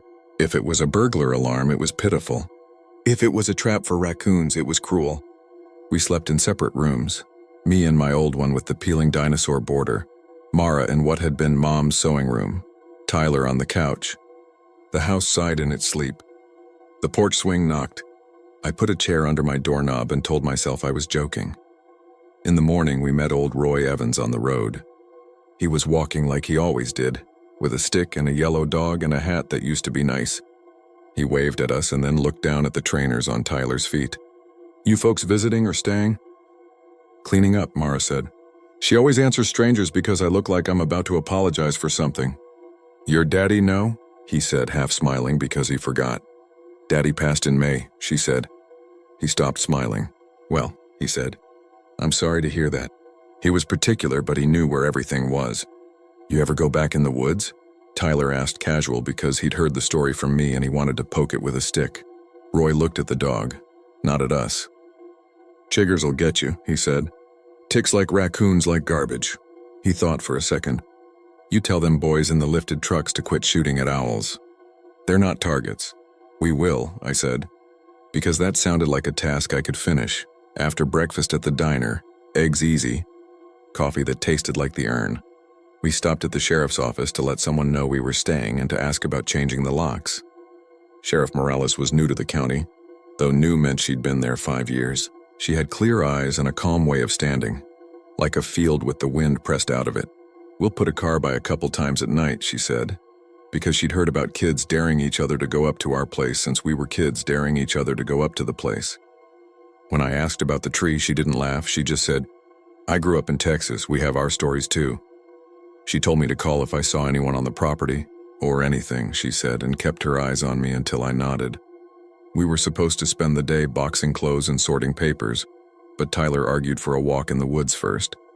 "I came all this way," he said. "I want to see the famous tree." "We don't have to," I said. I wasn't trying to be dramatic. I just didn't want to. The sky had that flinty white that means storms are coming from somewhere you can't see yet. The air felt like an old coin. "We'll be quick," he said. "We won't touch it. I just want to say I saw it, and then we can come back and argue about whether that lamp is vintage or garbage." Mara looked at me like she does when she wants me to be the adult. I'm the older sibling by 5 years, but sometimes it's like she thinks I've got an instruction manual hidden in my pocket. "Fine," I said. "But we go now, we go straight, we come straight back, and then you stop asking." The path behind the house looked the way paths look when only deer use them. Narrow and indecisive. The woods were quiet in the way that means they're not. I could hear everything. The tiny flicks of leaves. The distant pop of someone target practicing at a makeshift range. The creek mumbling its private language. The sense of being watched not by a person but by the way the woods remember going back 100 years. Tyler walked ahead, tapping his stick against trees when it felt like too much. We found the clearing with a kind of gotcha. 1 minute the trees crowded in on us, and then suddenly the space opened and there it was. If you've ever seen something in real life that you've seen in pictures for years, you know the way your brain tries to straighten it out. It looks both more and less like itself. The oak was large, yes, but not as tall as I'd imagined. None of the branches reached out like a righteousness pointed at heaven. They bent down. The bark was dark and over-tight, as if the tree were clenching. One side was licked white where fire had healed into silver. The roots were swollen and made shapes that you wanted to call snakes, except they weren't. I know this next part sounds like I'm trying to impress you, but it's true, the air smelled like matches that have just been blown out. "Okay," Tyler said, in a way that meant he wanted to pretend he wasn't nervous. He shuffled toward the edge of the clearing and then stopped. The birds weren't loud. There were birds, but they sounded far away, like someone had turned the volume down a couple clicks. "Let's go," I said. I saw something near the base of the tree. Not a person, a dent in the dirt, a place where someone had stood long enough to flatten and scuff. The impression of heels. Another of the little bells half buried, as if whoever tied it to that fishing line had run out of line. I thought of Dad down in the cellar wrapping hooks with bright thread and waiting for something to tug. Mara put her hand on my arm. She wasn't the hand-holding type. "Just a peek," she said, but she didn't sound like she wanted a peek. She sounded like she wanted me to say, "You're right. I see it too." Tyler took his pocket knife out. He does this whenever he's unsure, like the way some people clean their glasses just to have something to do. He flicked the blade open and closed. I just want to see how hard the bark is, he said. Tyler, don't, I said stupidly, because saying don't in a clearing like that sounds like you're telling the weather to stop. I'm not going to carve anything, he said, already taking a step forward. You carve it, you keep it, a voice said. Not a voice at all, really. A phrase that had been said so many times in that place that it felt like the ground was repeating it. I think it might have been me under my breath. I think it might have been an exaggerated creak of a branch that sounded like words because we brought the words with us like burrs in our socks. Tyler stopped anyway. He laughed, but he put the knife away.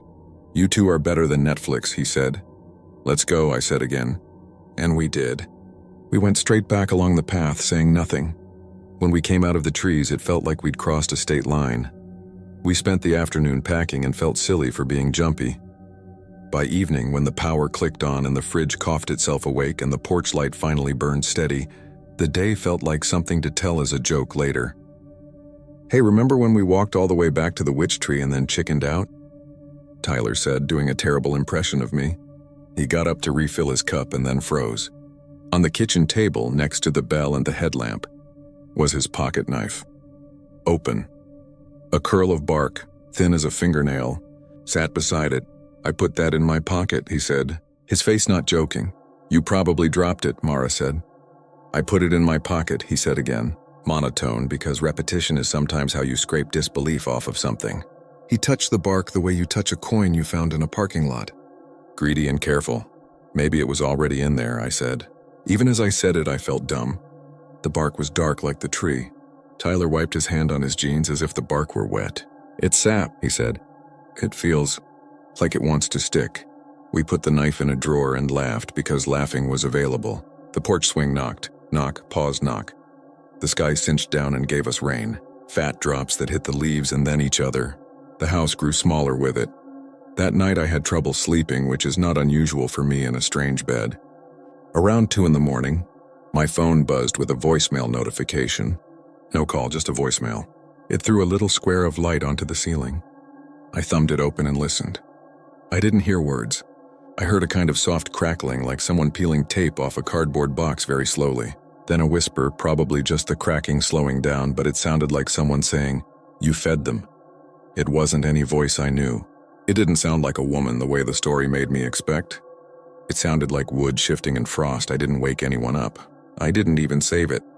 I put the phone on Do Not Disturb and told myself it was a wrong number recorded under rain.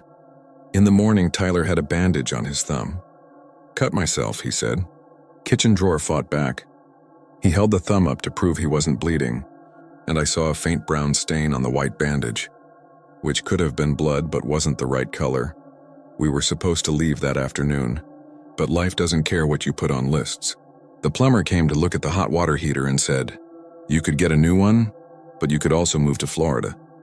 A UPS guy dropped a package for a neighbor and then realized it had the wrong address and took it back. 2 teenagers we didn't know idled in front of the house long enough to make Mara go out on the porch and fold her arms in a way that means, "Move along." When we finally finished taping the last box, Tyler checked his phone and said his mom had texted about a shelf he promised to install. We ate sandwiches again, this time from the deli that does the kind of roast beef that tastes like Sunday. It was ordinary. It was good. We talked about when we could come back next, and we pretended we were going to paint the kitchen cabinets ourselves. Then Tyler said, "I forgot my knife." I thought he meant in the drawer. He meant at the tree. I put it in my pocket, he said again, the same flat sorry tone, but I pulled the bandage and probably knocked it out. "You can get another one at the hardware store," Mara said. "It's my dad's," he said. I didn't know that. I didn't know his dad had a knife or that it had been passed down, or that Tyler cared enough to go back for it. He looked at me and I could see the kid he used to be, the one who kept a freckled roll of pennies in his dresser because his grandfather gave it to him. "Fine," I said, and then because I wanted to be strict, "But we go now. We go straight. We don't linger." On the way back to the path, we passed Roy again. He was on our side of the fence this time, dog nosing through mint. "Don't stay after dark," he said, like he was talking about mosquitoes. "It's 3 p.m, Tyler said, and Roy said, "Is it?" and smiled like he knew something about how woods can make a clock wrong. We went faster this time. The ants had rebuilt a mound we stepped on earlier. The creak sounded more annoyed. When we stepped into the clearing, I had to put my hand on a tree. Not because it was a shock, but because it wasn't. It looked the same. It looked exactly like it had looked. That shouldn't have been a surprise, but it was. Tyler scanned the ground like he'd dropped a ring. He didn't go near the trunk. He went to the edge and crouched and picked up something. "See?" he said, relieved, and held out the knife. But it wasn't open. It was closed and wrapped in something thin and papery like dry skin. Bark curled around it, stuck by sap. He peeled at it. The bark made a sound like someone whispering no, but it was just the sound of bark. He laughed at himself for jumping. I laughed too, because I didn't know how to not. He got the last bit off and snapped the blade open, and then shut it again. "There," he said. "Done. Can we go?" I asked. I didn't want to see whether there were any fresh marks on the trunk. I didn't want to be there for one more second than we had to. The wind came up the way it does before a storm that's aimed wrong. It smelled like steel. A branch creaked once and then didn't. We turned to leave and I saw Mara freeze. Her eyes had gone wider than I'd ever seen them. She was staring at the trunk. I didn't want to look, but of course I did. If you've ever been told not to look, you know the way your eyes leap. On the trunk, at eye level, 2 letters, T+M. It wasn't the neat kind of carving, not the kind teenage boys practice on picnic tables. It was jagged, as if done with a blunt instrument by someone who didn't care about craftsmanship. The bark around the letters looked wet. Not a puddle, not dripping, just wet the way a tongue is. "I didn't," Tyler said. "I didn't do that." "And I didn't," Mara said, and then she looked at me like I might accuse her anyway. "I didn't, I just stood there."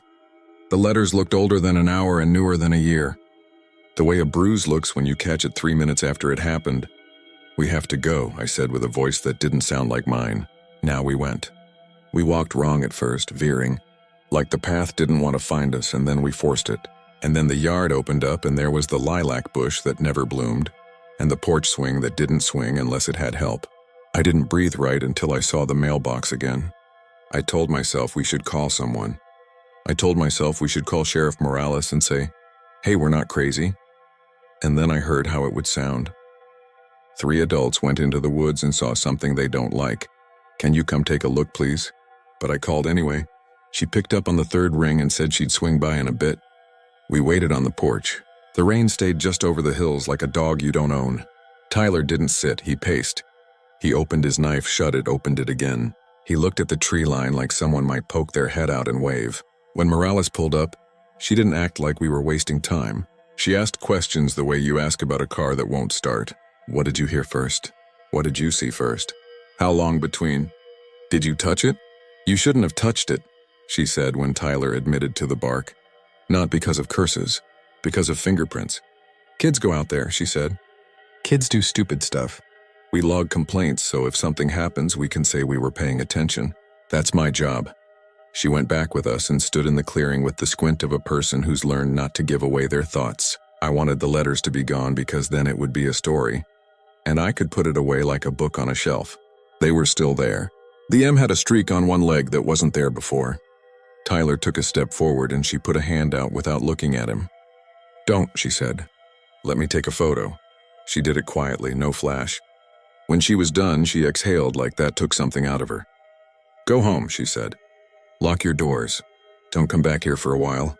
"Are you going to call someone?" I asked, meaning someone who studies trees. Someone who studies people, it didn't matter which. "I'm going to call somebody," she said, and didn't explain. That night, the porch swing didn't knock. It swung like someone had pushed it hard and then stepped back. I went outside once barefoot because I thought I saw a figure by the shed. It was a shadow of a shadow, a darker spot where the night felt thicker. But when I clapped my hands and yelled, "Hey!" there was just the smell again, the match-blown smoke, and then the sound of water in the downspout struggling to find its way. I told myself I'd misheard the voicemail. I told myself the cellar bell was an old man's first line of defense. I told myself the letters would wash off in the rain. They didn't. In the morning, we snuck back like criminals to see. The letters were gone. Not the way chalk disappears, leaving a trace you can trace. They were gone, smooth. TM and a plus sign eaten, the bark unnaturally neat where it had been rough before.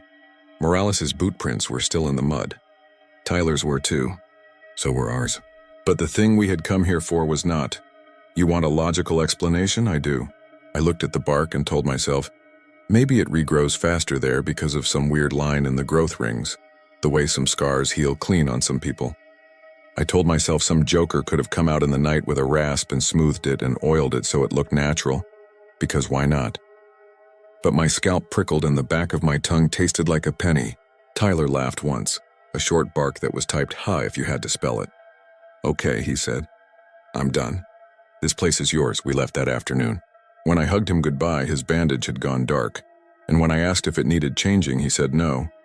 And then he dropped his keys and flinched like someone had shot off a cap gun at his feet. He drove back to town to install the shelf for his mom, except when he texted later, he said he'd do it tomorrow because an old oak limb came down in the yard. No wind, just came down, and they spent the evening dragging it to the curb. He sent me a picture and the wood in the picture was split like a mouth. 2 weeks after we were back in our regular lives, Tyler called me from the hospital. It's stupid, he said. I reached up to steady a box and the whole shelf yanked off the wall. Fell right on me. I'm fine. They gave me a brace and told me not to be a hero. He downplayed it because that's what he does. The next day, he sent me a photo of the bruise starting to come in across his collarbone in 4 narrow lines like fingers. I didn't say it. He didn't either. He texted, "Guess I'm cursed," and then a skull emoji, and then kidding, and then, "Seriously, do not tell my mom." Mara's car wouldn't start twice that month, but not at home. In 2 different parking lots, her engine died and her key stuck, and she had to sit there while men from a nearby shop came out and banged at it with good humor until it started. At Thanksgiving, she came up behind me while I was peeling potatoes and whispered, "Since we went out there, when I sleep, I can't feel my hands. It's like they're in gloves that don't belong to me. Don't tell me that's nothing." I didn't. I said, "You should get your circulation checked." And we both looked at our aunt's old nursing textbooks on the shelf and didn't move. And me? I hear this part too clean sometimes, like I rehearsed it, and I didn't, I swear. The 3rd Tuesday in October, I woke up at 3 a.m. from a dream with no picture. I sat up and my room felt full. Not full of a person, full the way a closet is full when you've shoved something into it and the door bulges. I turned on the bedside light and saw that my bedside table had a line on it.